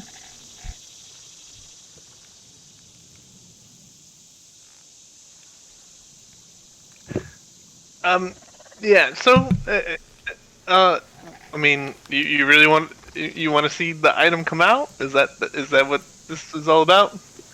This is about to get real weird, guys. I've lost interest and now I'm playing with my thumbs.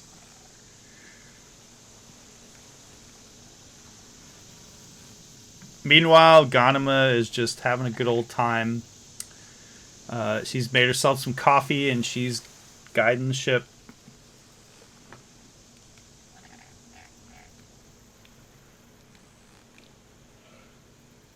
Off in the distance, you all hear a strange sound. Sort of a klaxon sound, like a horn.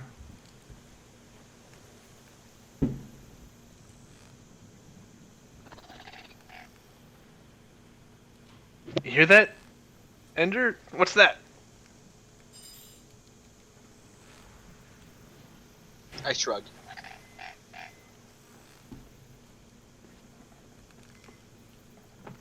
So you just want to go out and see what's going on. Okay. Off in the distance to the northeast, you can see what appears to be an airship, not unlike the airships that you have all continued to see flying up in the air over the marches as you all traveled into the marches towards the city of Zarashak. And that sound seemed to have been coming from that direction of that ship. Seems to be pointed northeastern, turned away from where you are now. Is it like an SOS horn signal, or is it just like a departing horn? Well, considering you've all been seated within the cabin, you're not entirely sure. Eli would recognize the sound. Oh. As a House Lorandar elf. You would recognize that is typically the sound of an all hands on deck, like we're getting ready to move the vessel. Like maybe this vehicle perhaps was parked up in the air. It sounds like they're getting ready to move the airship. That's what that horn sounds like. Are they the ZB or they the terrorists? I mean, it's a house of Leandar. Oh, interesting. Of course, you would know that this is a standard feature on any Lorandar airship. Could very well be a feature on these airships, whatever flag they fly. I mean, it could. They could have possibly taken over one, but that is standard horn for all airships. Hey, didn't we get some kind of minute eye of looking or something like that? Maybe someone can use that and take a look at what's up there. Yeah, I'm kind of out of spells today. That spell.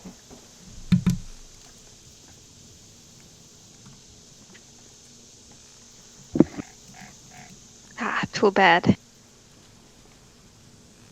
I mean, if it would be a level higher spell, and it would be the only spell of the day I could use. If it's that worth it, if you're curious. For you. Eli smiles.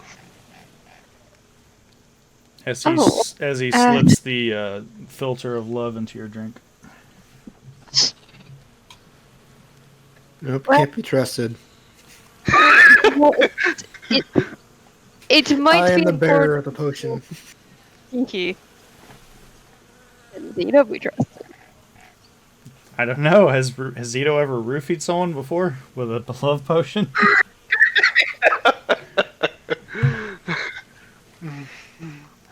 All right. For you, on the cast. Arcane Gosh, Eye. Okay. What's the range on Arcane Eye? It can go anywhere, other than to another dimension. But it has a dark vision 30 feet. It can go in any direction. There is no limit to how far away from the eye can move, but it can't enter another plane of existence. Or a solid barrier blocks of eye movement. Yeah. It's 1 inch in diameter and it's invisible. Okay. So you cast it out 30 feet in front of you. You're casting the Arcane Eye? Yes. Okay. It moves And I will about close my eyes. moves about 30 feet every 6 seconds, so it's kind of slow.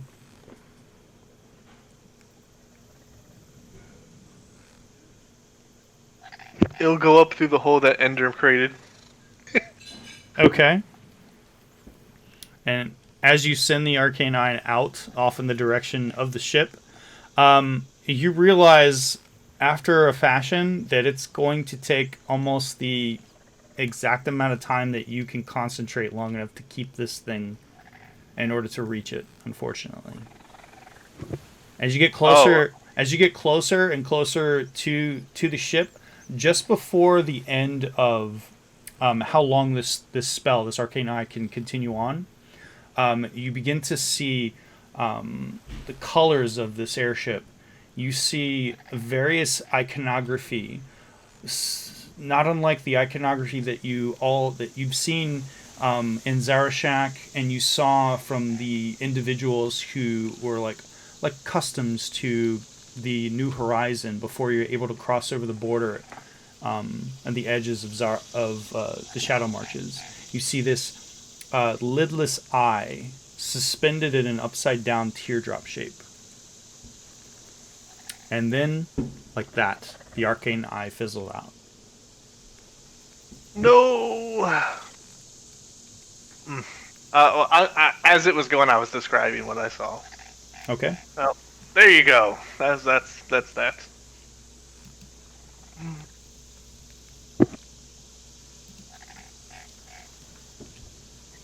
Well, thank you, Eloy. I appreciate you looking into it. Didn't look too malicious, maybe? Just another ship. I'd have to get a closer look. Eli describes to you the iconography that they saw. These all this ship appeared to have the same symbol as the people who inspected the ship at the border. It seemed to have the same symbol as the individual who stopped you all at the docks and accepted the cargo that you delivered to Zarashak.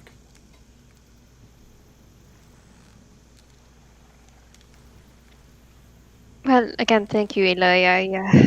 I appreciate it. Auri, Yes. roll a d20 for me.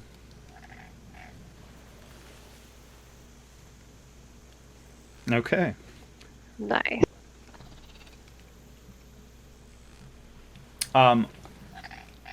As you're scanning out over the water, Auri, you now see some sort of creature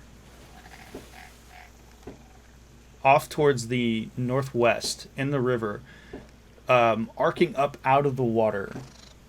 This furry, large creature, which seems to be swimming alongside the catamaran. And it's now spinning in the water as it arcs up out of the water and then back into the river and is spinning. It's as a large, furry creature.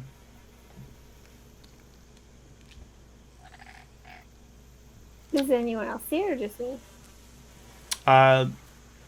You saw it. Ender would also see it now. It's not making any. It seems to be just sort of traveling along with the ship, following it at a respectful distance, and it's now lying on its back, using its back feet and tail to propel itself in the water. And as you watch it, it slows down a bit, and it's now kind of sort of tussling the fur on its chest. It kind of looks like a giant otter. Aw, that sounds cute.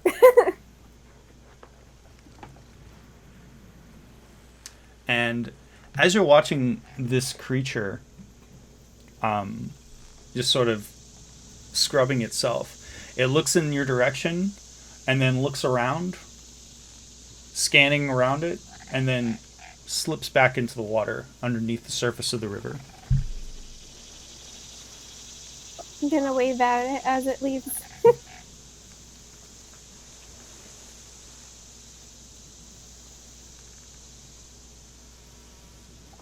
Stew now has gone cold. Hours have passed. It's an early afternoon now. Was there anything else that you'd like to accomplish?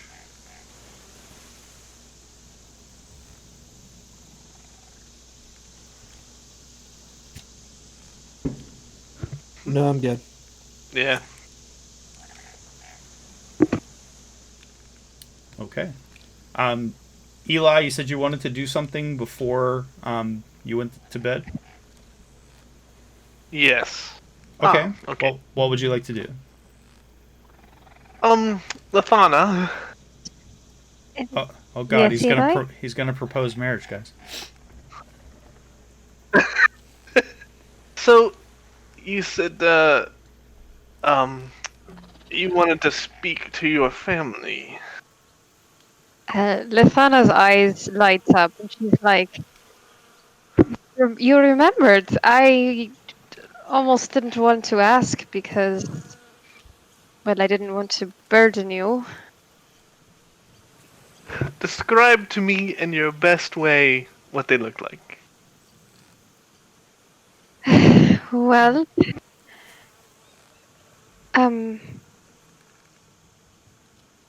his name is Castor.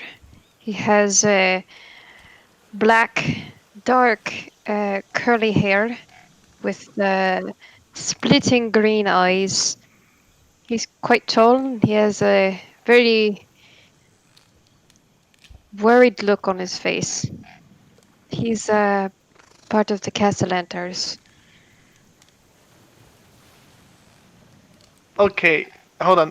What would you like to say to him?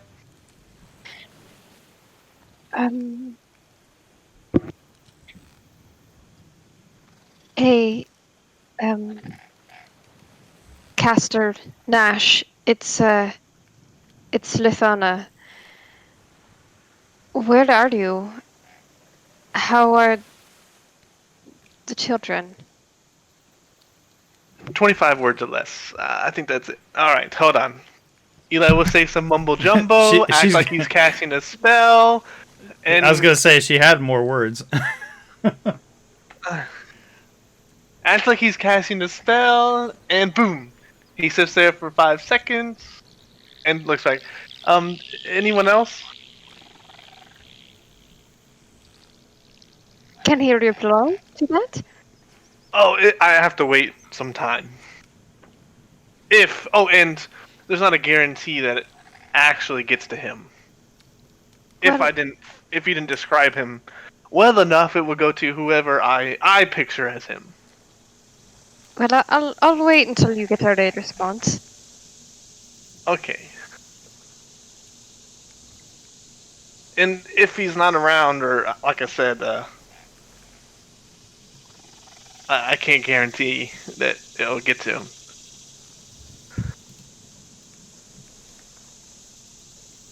But if you have anyone else, Lithana, make an Arcana check. Okay.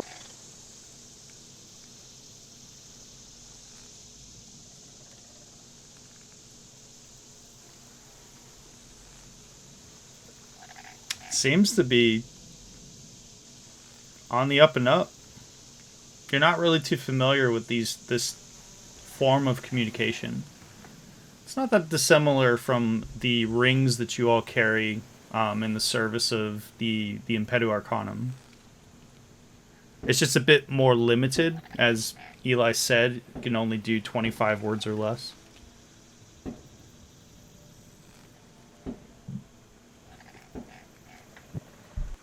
Did you get anything back?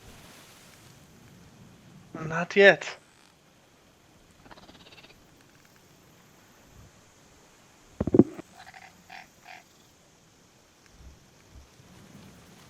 Like I said, I mean, it depends on when he wants to reply, or if he's sleeping, he'll reply later.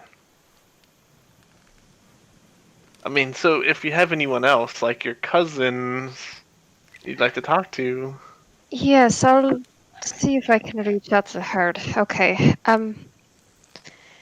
So reaching out to Zara Aisha.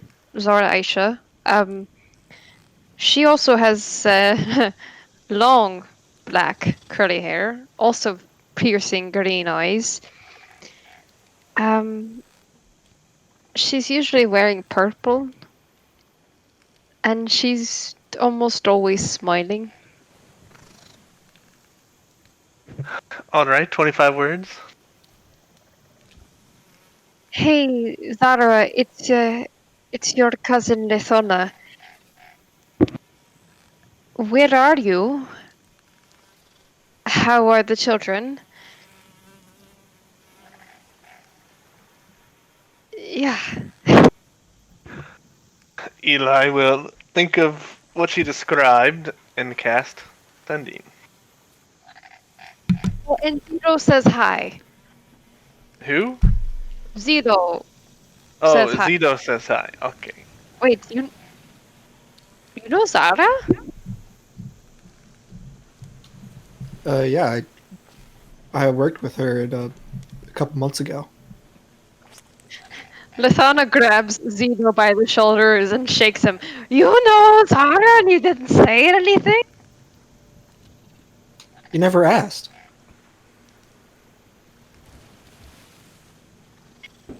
Oh. I guess I didn't. So Eli, you say the incantations, the words, and after a time, a few seconds, you receive a response.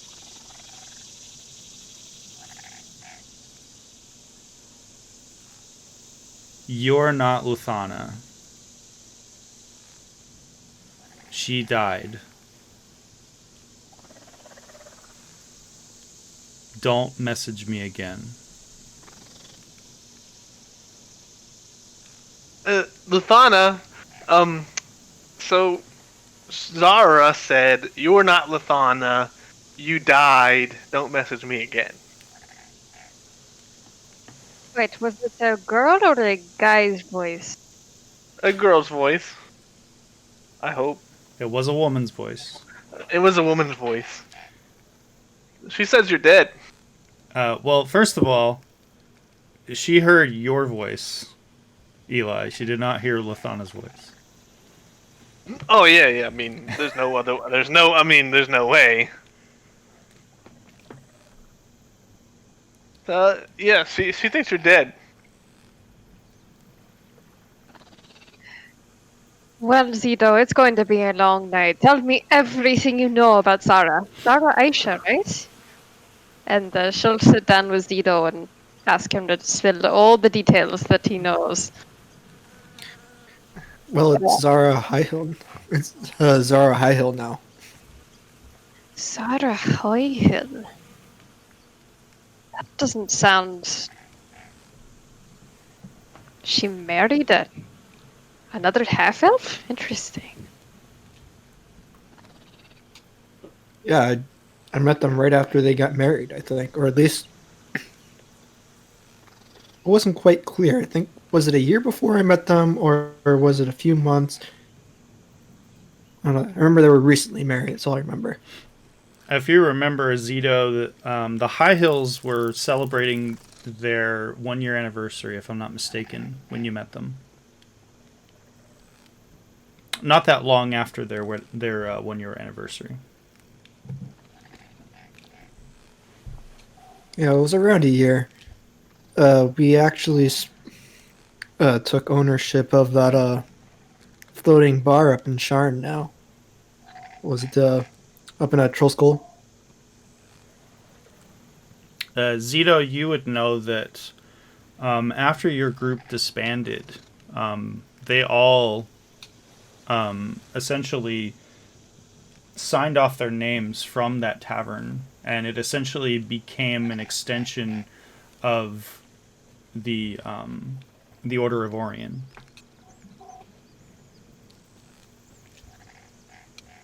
That's what it was now, but back then that's what it was.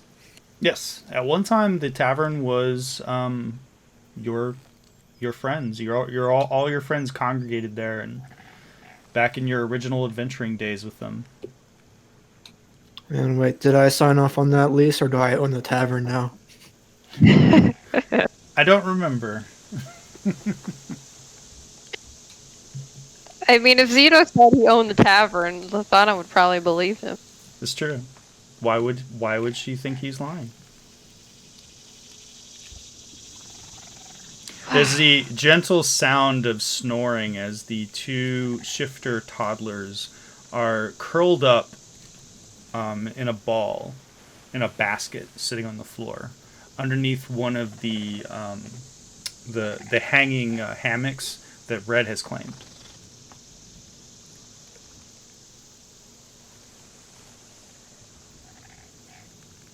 But you'll have to tell me all about it, Zito. I had no idea. About what? That you knew Zara. I thought I told you when we were back in that other dimension.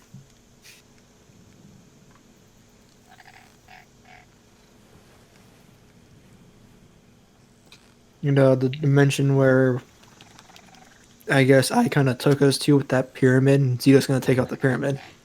You still have it. I still have it. Zito begins pulling the shard, which you haven't seen since you were bled for one of those things, one of those devices. Maybe I just thought you were delusional or something. I don't know. Are you sure none of those tadpoles went in your brain, Lathana?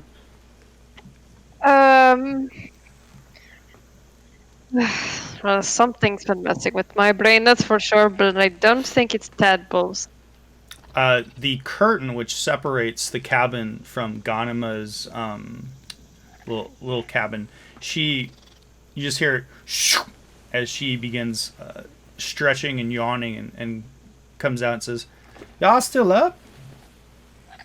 And the sound of those engines are now idling, and you can just hear the sounds of the night all around you as she has drifted closer, taken the catamaran closer to the shore now. Yeah, I don't know if it was that cube, but I'm feeling pretty energized right now. Cube?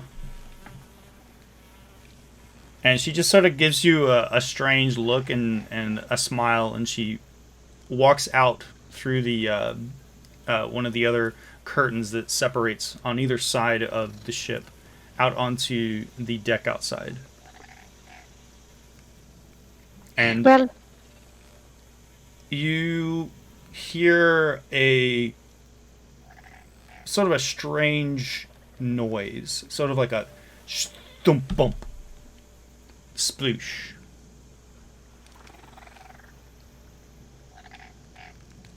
Coming from the direction that Ganima just went out. Lathana will immediately run out to say, Ganima? Are you okay? As you Zito's head gonna out, follow. as you both head out onto the deck outside of the cabin, it's the sun has gone down. It is pitch dark out here, except for the lanterns which are posted on either side, radiating light out around the outside of the ship. And you can see now no sign of Ghanima. Why don't you make a perception check for me? You can do so at advantage. Which one of you would you like to make that check for me? Lithana will make the check. Anima, where are you? Okay. Oh god, that's terrible. You hear the sound of the lapping water, river water. You can see the rivulets of the dark water reflected in the moonlight above. The ship just kind of undulates from a wake. What are the rest of you doing?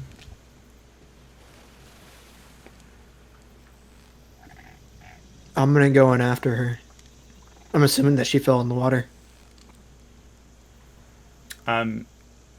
What are you doing, Eli? Eli will sit back and watch what's I guess, examine what's going on. No, I mean, he's not sure. No, I'm saying, what were you doing, and where are you on the ship? Oh. Were you in the cabin? Were you laying in your hammock? What are you doing? I was by Zito and Lithana. Okay. Well, then you just watched. I was not. You just watched them walk away. Ender, you're in a.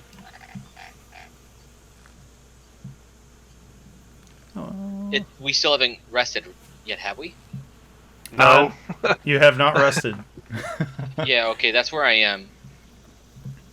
Okay, so you're in your bunk. What about you, Auri? I'm in my bunk as well. Okay. Well, I'll tell you what. Let me share a map with you all, and you can position yourselves on this said map where you would be.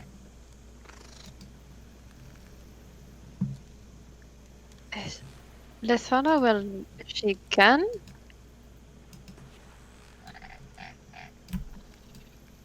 take a moment to sense the environment around her and see if she can sense a particular creature. I don't know if she can do that. Ender is sleeping. Ender is sleeping? Yeah, you guys can position yourselves where you would be, which bunks you take.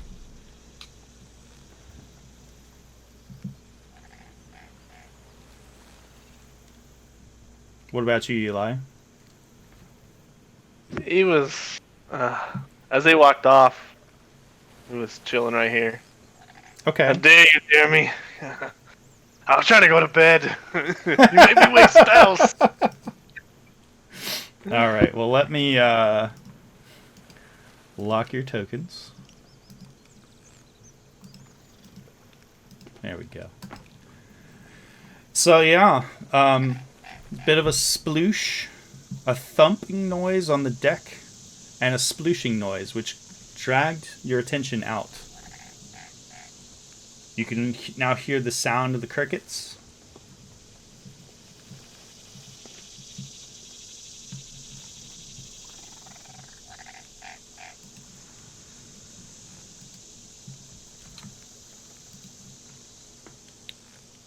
Zito's gonna cast Alter Self on him and jump into the water. Okay. What are you doing to yourself?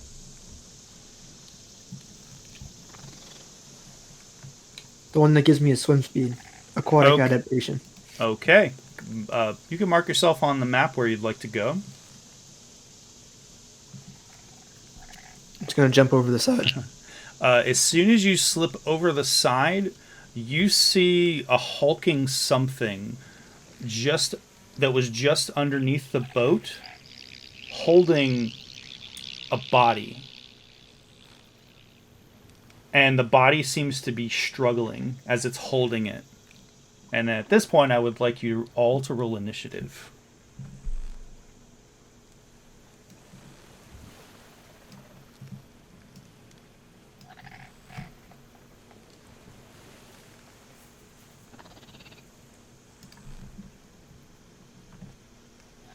I'm glad I rolled low because I was technically sleeping.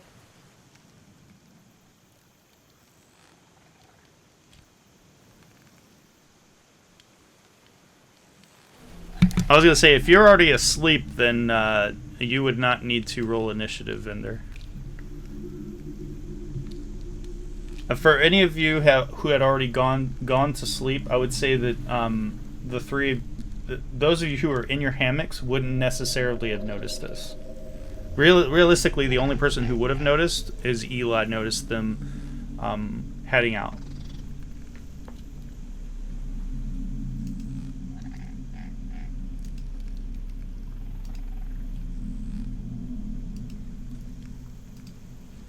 All right. Let's see. Zito, what would you like to do? You see this hulking thing in the water. This large humanoid, which seems to be swimming now a little bit away with this body which seems to be struggling.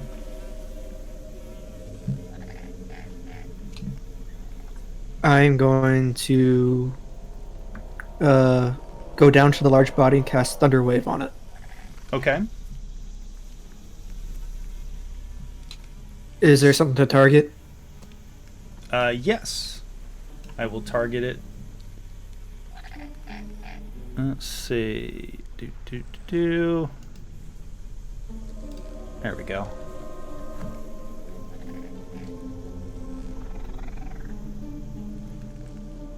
Alright, so I'm going to swim up to it. Okay.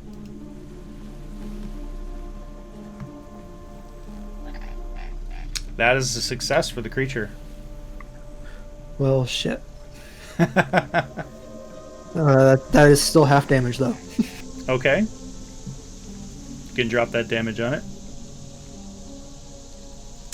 Your expired... Your concentration, unfortunately, expired. You rolled a 3 on your... Sorry, did you just roll the damage on I had yourself? myself targeted. Okay. I had to... Alright. You can drop that damage. You can roll the damage again onto the creature. How about that? Alright. There you go. 18, so half of that, 9? Yes. Okay. Alright. And you watch, as you hit it, you can see that it now has let go of the struggling body, who is now, it looks like they're attempting to swim up towards the surface. Alright, I'll have my turn there then. Okay. Eli, you heard a splooshing noise out on the deck, outside. And Guys, Gothana and Zito have not come back in. And they also didn't call out to you either. Or haven't called out to you yet. Would you like to hold your action? yeah, I'm just chilling, man. Okay. Well, in that case, Lithana, it's your turn. You just watched as Zito leapt into the water. Lithana's going to yell out, "We've got company!" And then she will focus all her attention on ambushing this creature. Okay. It is under the surface of the water, so this would be a disadvantage.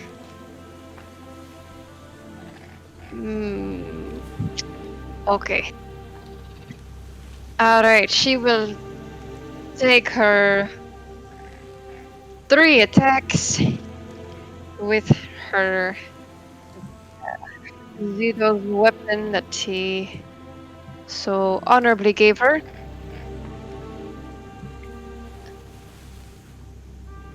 Oh, can I target it? Yeah. Oh, There you go.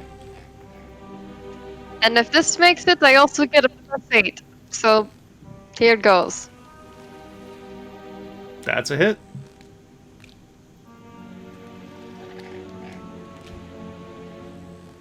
That's 8 damage, piercing, magical. Plus you need to roll another d8, so another 2 on top of it. As your arrow after knocking your arrow and then pegging the creature, you can see now your arrow out of sight underneath the surface of the waves. Alright, and notch another arrow. Take aim. Shoot. Now, unfortunately, that is a natural one. As your arrow goes precariously close to your...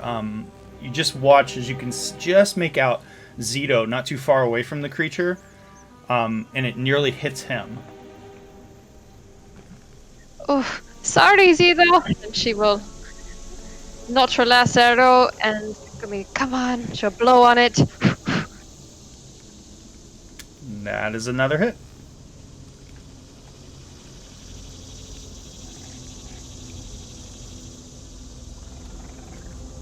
And that's 18 piercing magical damage to the creature as you stick the creature under the surface of the water. Your arrow makes that sound as it impacts the water, and you can now see this creature seems to be getting closer to the surface of the water. That's the end of my turn. She'll look towards the cabin, see if anyone heard her. Okay. No one seems to be springing to action as of yet.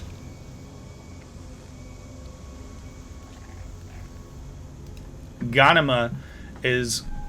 You suddenly see her break the surface of the water, sputtering.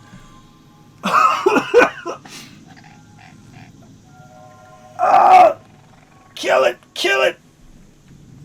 As she has a gash claw mark across her face. You can see even in the light coming from the lantern on the catamaran as she pulls herself up onto the boat. And she turns around looking just wild, and she's going to hold her action until she sees something. Auri, it is your turn. You just heard the sound of your companion Lithana yelling, and then more yelling, murmuring. As your eyes begin to open up, you're looking at the surface of the inside of the interior of the cabin as you're swaying in your hammock. Okay. I'm gonna stand up. What? Are you okay, Liliana? And I'm gonna go over and I'm going to tap on him. Hey, Evan, get up. I think there's something going on.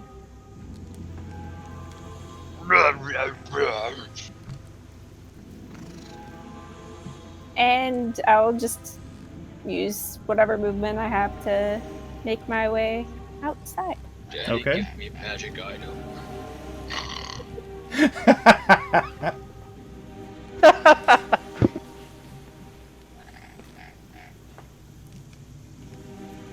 And that's it. Okay. Oh, wait, I guess outside is over that curtain, huh? Yep. Okay, if I made a straight line that way instead of going that weird way. I would say Instead of making there that range and then 7. out there Yeah. like that. Okay. Yeah. So as you come out through the curtain, which is already open, and you can see now that Lithana has an arrow knocked, and she's pointing her bow straight down into the water. And you can see a waterlogged Ganima down on one knee, and she's looking around wildly, and you can see blood, which is pouring down her face from a claw mark across starts at her brow, looks like it scratched across her nose. Oh boy. Is she hurt? She looks hurt. She also looks like she's looking for a fight. She doesn't have any weapons on her, but she's holding her hands out, like she looks like she's getting ready to trace something in the air. And she's looking down at the water. Am I able to see Zito right there too? Unfortunately, Zito is under the surface of the water. So you can just barely make out bodies in the water. A larger body and a much smaller body in the water. Okay. I'm gonna jump in and octopus. Okay. And then that's all I can do. That's because that's bonus action to turn. Octopus. Giant octopus. Giant A real big octopus. Yeah. There's a difference. Yeah, he's a bigger Can boy. you use the rest of your movement to leap off? Yes. Okay. Do you already have that, or do you need that sheet? I'm looking for it. If not, I can provide it. Oh yeah, I got it. Okay. All right. On the creature's turn, it looks at the tender morsel in front of it and comes straight at you, Zito.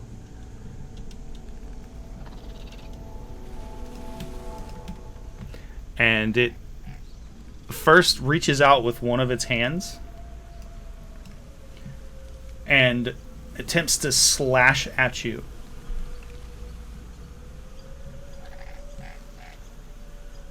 Actually, no. It's going to reach out and it's going to grab at you. It's going to make a grab. Well, this will be strength versus dex. Straight dex? It would be a dexterity check. It would be athletics. Yeah, that's not going to do it, unfortunately. Unless it rolls a 1. We'll see. It did not roll a 1, but it rolled really badly. A 9 versus your 5. It grabs you and pulls you towards it, and it's going to try to bite you on the face. And it just manages to miss you. Actually, should have rolled that at disadvantage. And it has a hold of you. It now begins swimming underneath the boat with your body.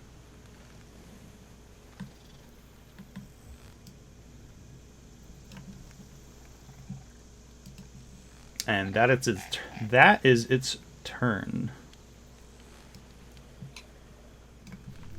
And Red, it's your turn. You're currently sawing logs, correct? Yep. Does that mean pooping? Red will head out after Ari. Okay. You heard the same thing that she heard. And as you stumble out of your hammock, nearly kicking the basket with the children in it, and rushing out, you see Lathana, you see Ganema, you just have time to see something in the just underneath the surface as Auri slips into the water in her octopus form. You've never seen this before.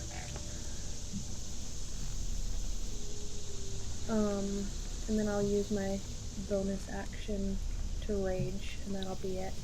Okay, I will turn your rage on for you. And Ender, it is your turn.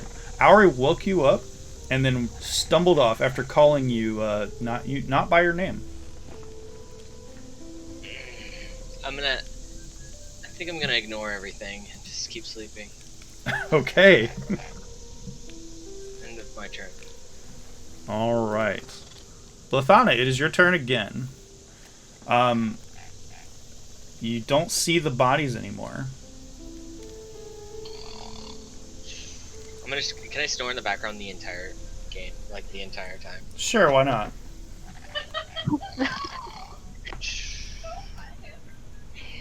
Well, although Why can't I hold on to the box? Lathana uses her bonus action to yell at Ender. Ender! Wake up! That would be a free. And then- I would say that's a free action to interact with the environment to yell to him. She yells at him. And then, not missing a beat, because she has her hunter's mark, she knows the creature is right there. It is. And she'll say, hey! You know the direction of it. It seems to be going deeper. Oh.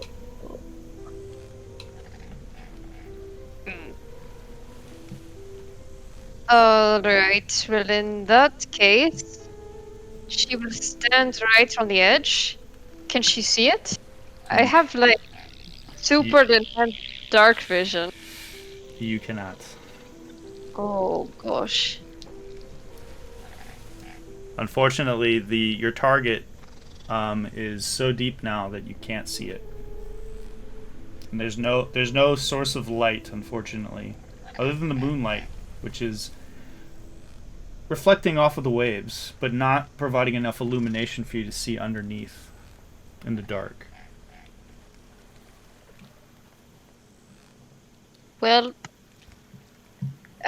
she's going to hold her action, and she's going to say, "Hey, little help! He's deep in the water, and I really am kind of useless. Right over here." And she'll hold it.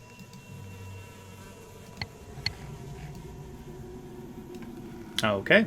Red, it's your turn. You just watched as Lothana goes running towards the front of the catamaran.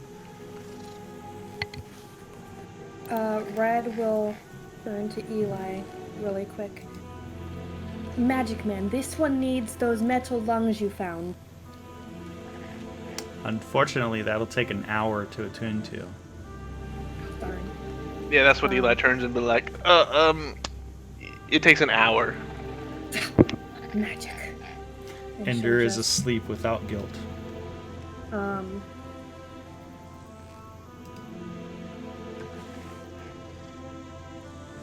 How does breathing underwater work if you don't?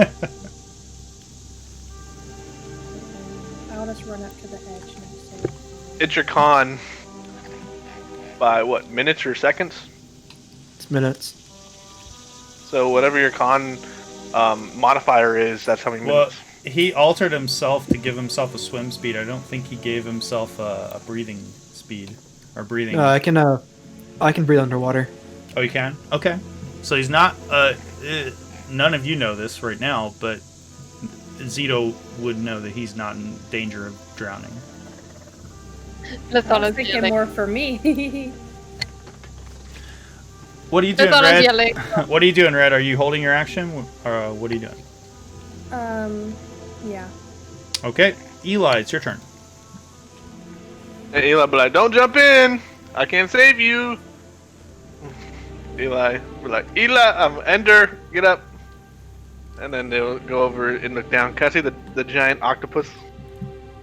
She hasn't gone completely under the surface yet, so you can see this amorphous form in the water.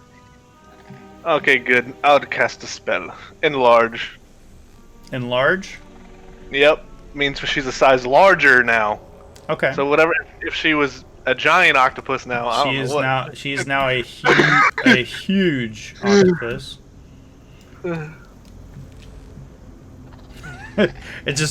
She just sort of bamfs up. We're trying to make the Kraken here. She's like close to it. Daddy's got a gift for you, Ender. Wake up. And that'll end his turn. Okay.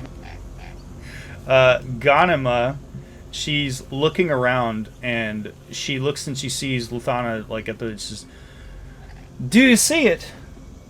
And she will run next to you, and she looks in the water and says, "Damn it! I can't see it." And she will hold her action. Zito, it's your turn. You are currently grappled by this creature. It is holding on to you. Your movement speed is 0. Would you like to attempt to break from its grasp? I would like to cast Thunderwave. Oh, you'd like to cast Thunderwave? Okay. I would. Does that require? I'm gonna do does it. that require a vocal component? Visual and semantic. Vocal and semantic. You cannot cast it underwater. I thought V is visual. No, it's vocal. Verbal. Excuse me, verbal. Can I say it because I can breathe underwater? Breathing underwater still doesn't give you the ability to speak underwater, unfortunately. Like if you had like a handy dandy air bubble, then you would be able to speak it and the words would be able to come out of your mouth. In that case, I am going to bring out my Eldritch Cannon. I'm just going to blast it point blank range. Okay, go for it.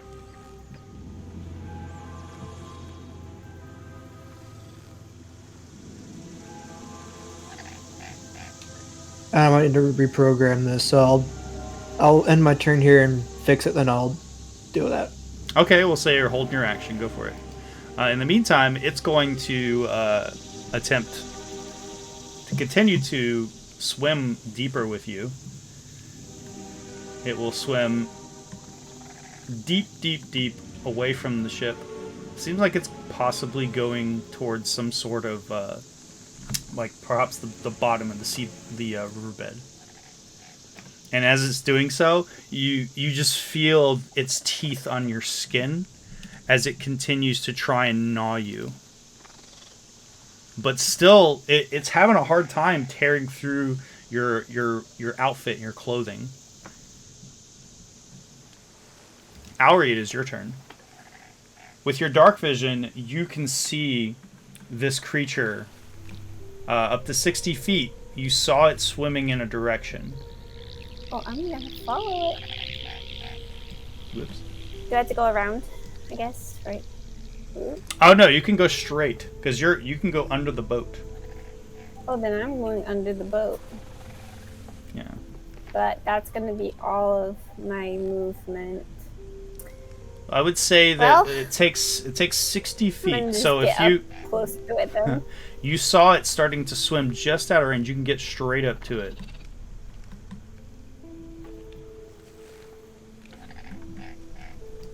And it's completely oblivious to you. You can see that it, and under the water, you can see this strange creature with these elongated limbs is now trying to chew on the diminutive form of Zito. no. Okay. That was 70 though, wasn't it? That was Or 70. was it 60? That was 70. Shoot. Well, that's all I can move then. Okay. Unfortunately. And I can't attack either because that was more than 60. All right. Ender, are you still snoozing? Hell yeah. Ender is dreaming of his homeland and the free magical items that he's going to get from Eli's magic talisman.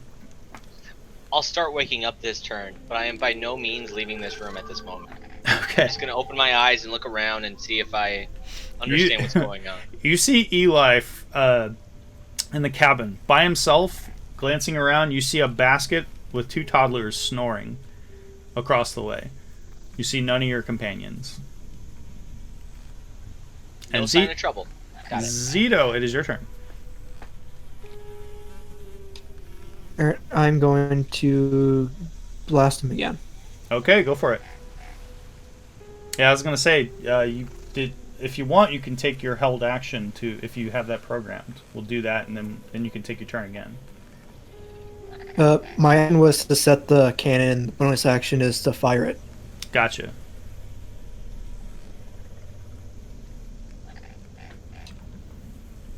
It's still a miss, but I'm gonna try and break free from this grasp. Okay. Do I need to roll? It takes your action to do that, actually. To fire the cannon, it does not. To fire the cannon, doesn't it take your action to fire your weapon? No, it takes a bonus action. To actually bring out the cannon is my action.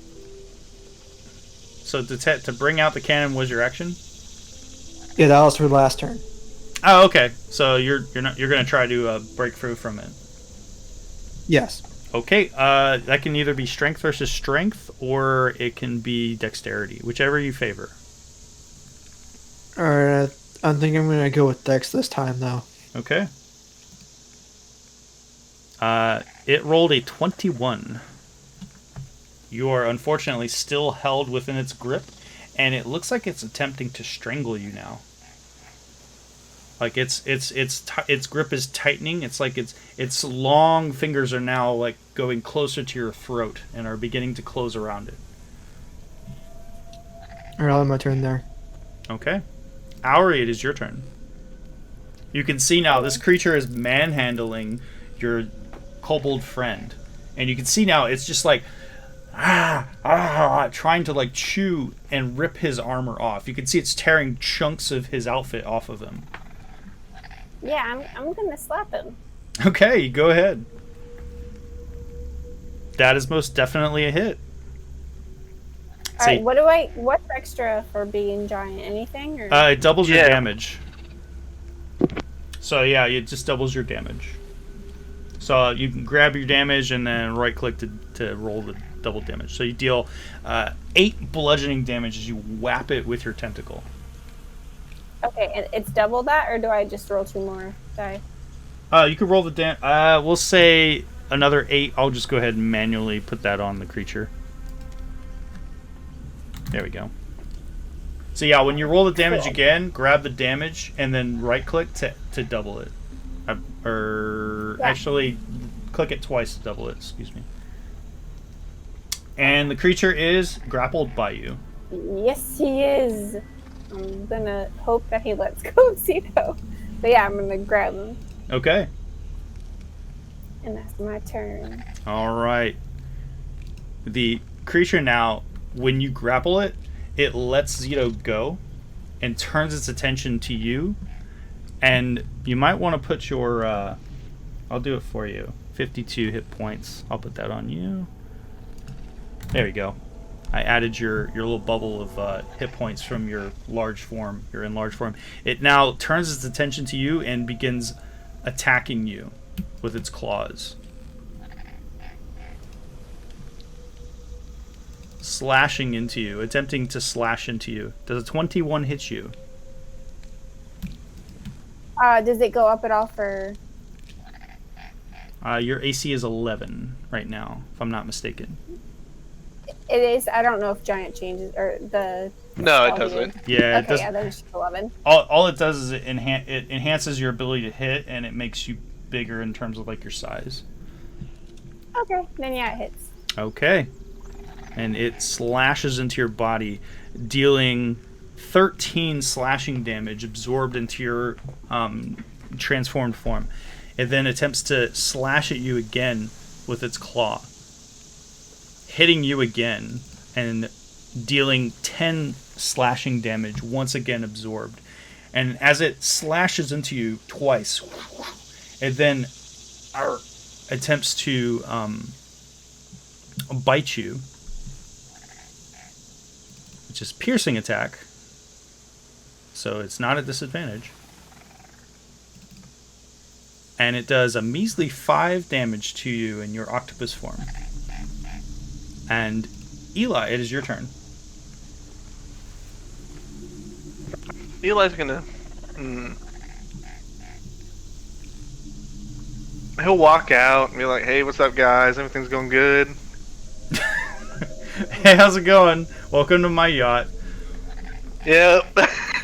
and his turn there, because he's gonna hold concentration. Okay. Red, it's your turn. Unfortunately, nothing has presented itself to you that you can attack, that you can see, that you can go after.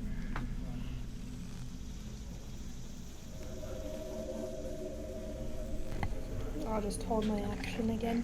Okay. What about you, Ender? Are you starting to like get your jimmies up and get up out of the hammock? I am, yeah, but I'm gonna slowly walk across the hall here. I'm guessing there's a table with some room temperature coffee and a mug, and I'm going to pour myself a lukewarm cup of coffee, and I'm going to enjoy it. Okay. And I'm gonna just start making my way out to the water, because I want to take a look at my land in the water here. Okay. Not paying any attention of what's happening at all. You heard the frantic footsteps of your companions on there. You could hear them now yelling and shouting. Oh, but I got AirPods in my ear, so I can't really hear much. No, you get, yeah, no. He just hears what Eli, Red, Ghanima, and Lithana, the sound of their feet as he roused himself up and got up. He looks around and he can see Eli now is looking around on the deck, holding his action. Lithana, it is your turn again. I'm gonna take a deep breath in and exhale and feel really alive at this moment. I'm thankful for a lot of things.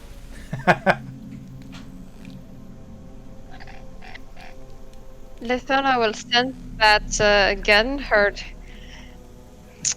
target has moved. Can she see anything now? Unfortunately, no. They're about 80 feet below the surface of the waves right now. Alright, I guess you're all full protection. You could always jump in the water. I guess you could. That's up to Be you. a hero. That's you're holding your action. She would be like, come on. Okay. Do something. Come to the surface. Ganema is going to cast Cure Wounds on herself. And that's her turn. Luthana, it's your turn again. You're continuing. You see bubbles coming up now. Just in front of you. You can see off away from the ship. You can see the moonlight creating this light that filters through the trees on the edge of the riverbank off in the distance. But you can see bubbles coming up now from the water. Alright, we know it. She's just going to take a shot at it. Okay, with disadvantage. Let's see if you can actually see it. Roll a perception check with disadvantage.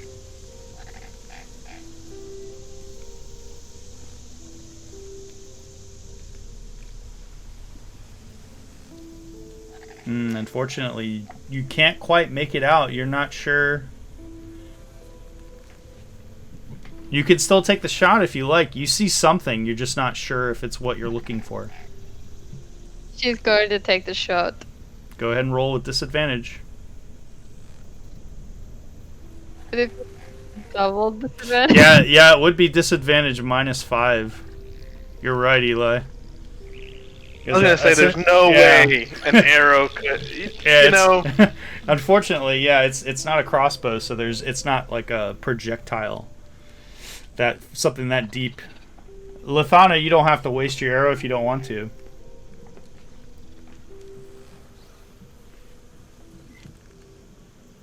She wastes her arrow. Okay. Zito, it's your turn. Unless you want to continue to try and fire into the water, Luthana. Well, with that boat, she has unlimited ammo, so she's not wasting any arrows. True. Oh, and that's she'll take another shot. Okay, go for it.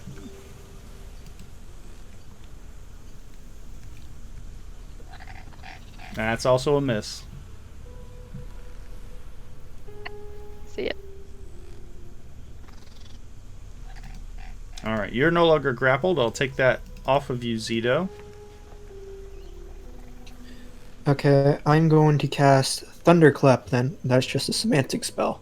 Okay. Let's see. We did. Oh, we're down here.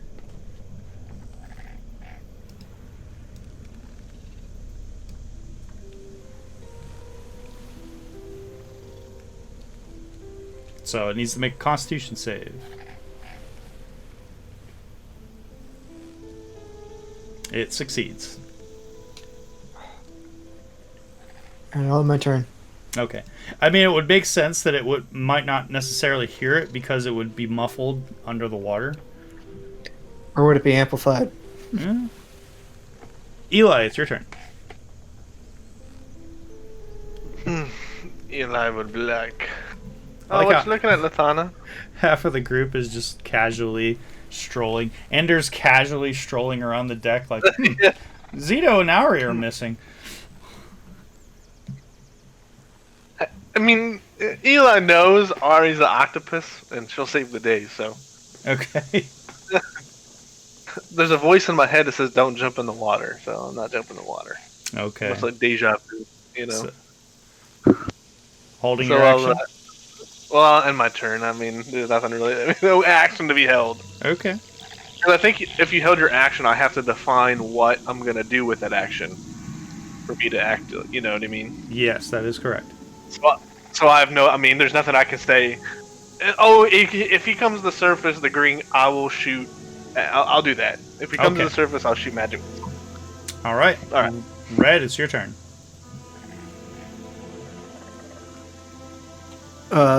It looks like she wrote her turn on Discord. She had to take the dog out. Oh, okay. Here it says that she's gonna go over to Lathana and hold her action. Okay. There we go. Ganema is going to... Still looking around. Still looking a little scratched up. And she runs next to you, Ender. Looks down in the water and says, "What are we looking at?" And she will cast... Can I respond? Well, you're on the other side of the boat, but you heard her voice echoing sorry. out. You heard her voice echoing out. Oh, sorry. I thought she talked to me. I don't even know what happened there. I apologize. No worries. And it is 1 minute past 10, you guys. So do we want to make this the last round? Yeah. Do you? We Okay. gotta make food. Yeah. So All right, Auri, it's your turn. You have this horrifying. I just made a word. Horrifying creature in your grasp of your tentacle. well, I'm gonna take this horrorful creature and I'm gonna go up towards the surface so that Okay. he can be seen by my comrade. Sploosh! This giant octopus lifting the creature up into the air slightly, not quite all the way up into the air, but with the tentacle holding it up. You now all see this creature, and you can all take your held actions if you like. Oh, nice. So, going down the Magic line, crystal. that would be Lethano gets to go first. Oh, I think I already took my egg. Oh, that's right, you did. So then Zito is still underneath the water, so he wouldn't see it. Red, are you back yet, Ashley? If not, I'll just have her throw javelins at the creature.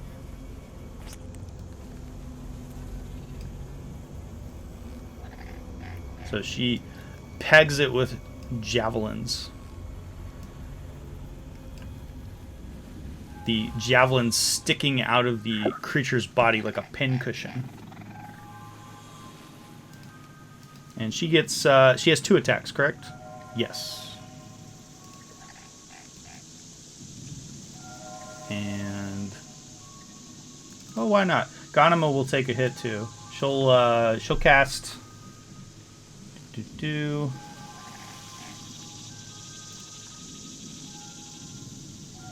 She will cast Guiding Bolt.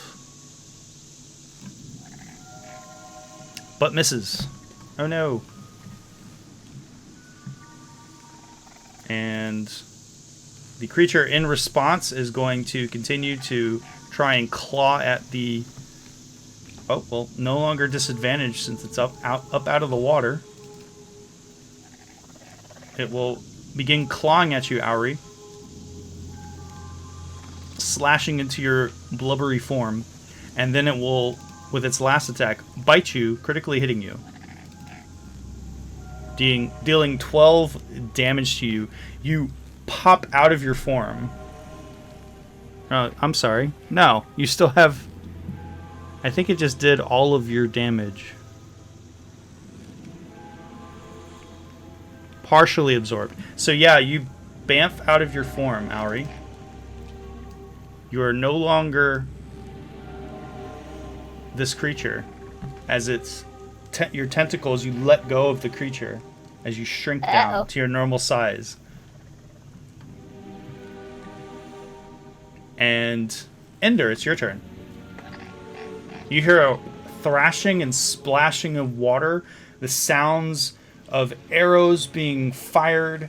You hear yelling going on, the sound of arcane magics being cast, and yelling. And you heard Auri yell, "Uh-oh."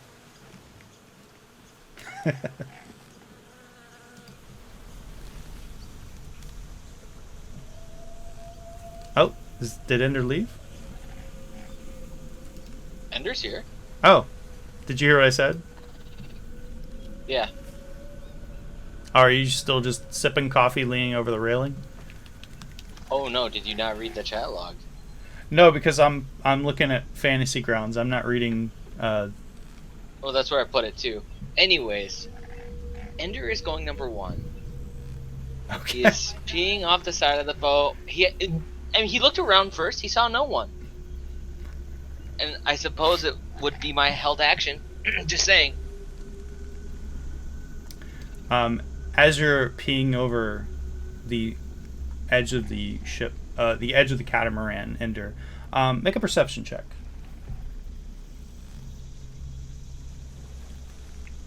With disadvantage. No, just a perception check. Actually, no. I would say that you didn't need to make a set perception check. You would see, as you are peeing into the water, you can see something. Lots of focus into that stream. You can see something in the water. And this blubbery form begins to surface. Okay, we can stop.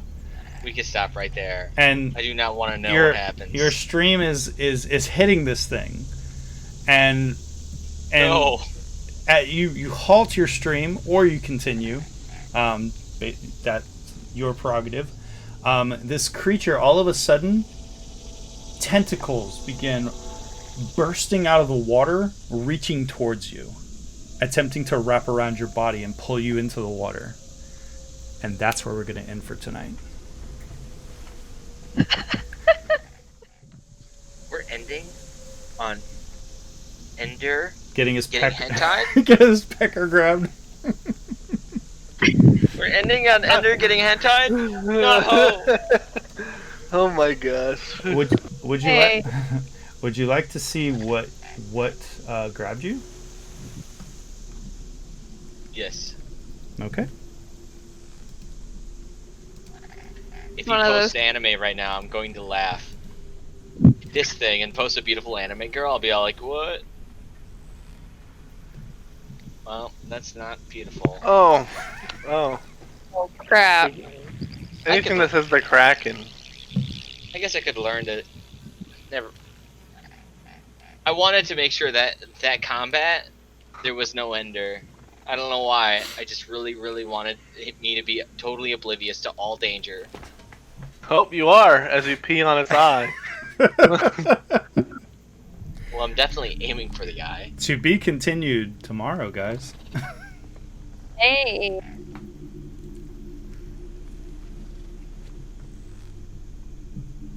It just because it says a Kraken, it's not actually a Kraken, guys. Oh, okay. I was like, anything that says a Kraken. Time to Google juvenile Kraken. What stats am I looking at? Time to pull out teleportate. Bye. Don't leave me in the water. We're in this together, Hari. And that was the story of Eli and the group. As Eli writes about it in his book on his airship with nobody else. We all appear somewhere safe, and there I am still peeing right at the end of the teleport. I like to think that he's still peeing as this thing attacks him. He starts peeing more because it scares the piss out of him. Yeah, that's what I'm saying. He continues to stream out of fear. Yeah, my eyes bulge a little bit, and I'm like, oh shit. I just drank a bunch of coffee, so...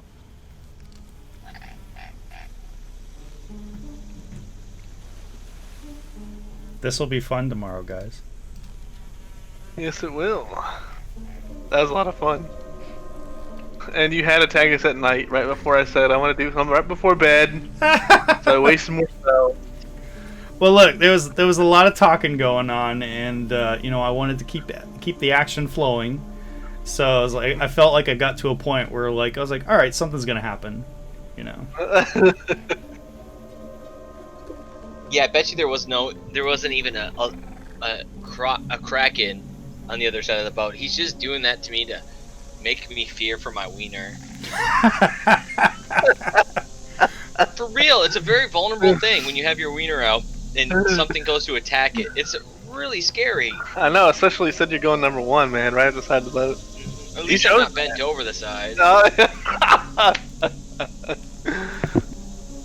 Actually, I guarantee you, if I was bent over going number 2, that squid would still be in the water. I'd be like, fuck that. So this is actually called a nautiloid spawn. Is it weak? I hope it's weak. You'll find out tomorrow. I don't know, it's gonna put you to shame.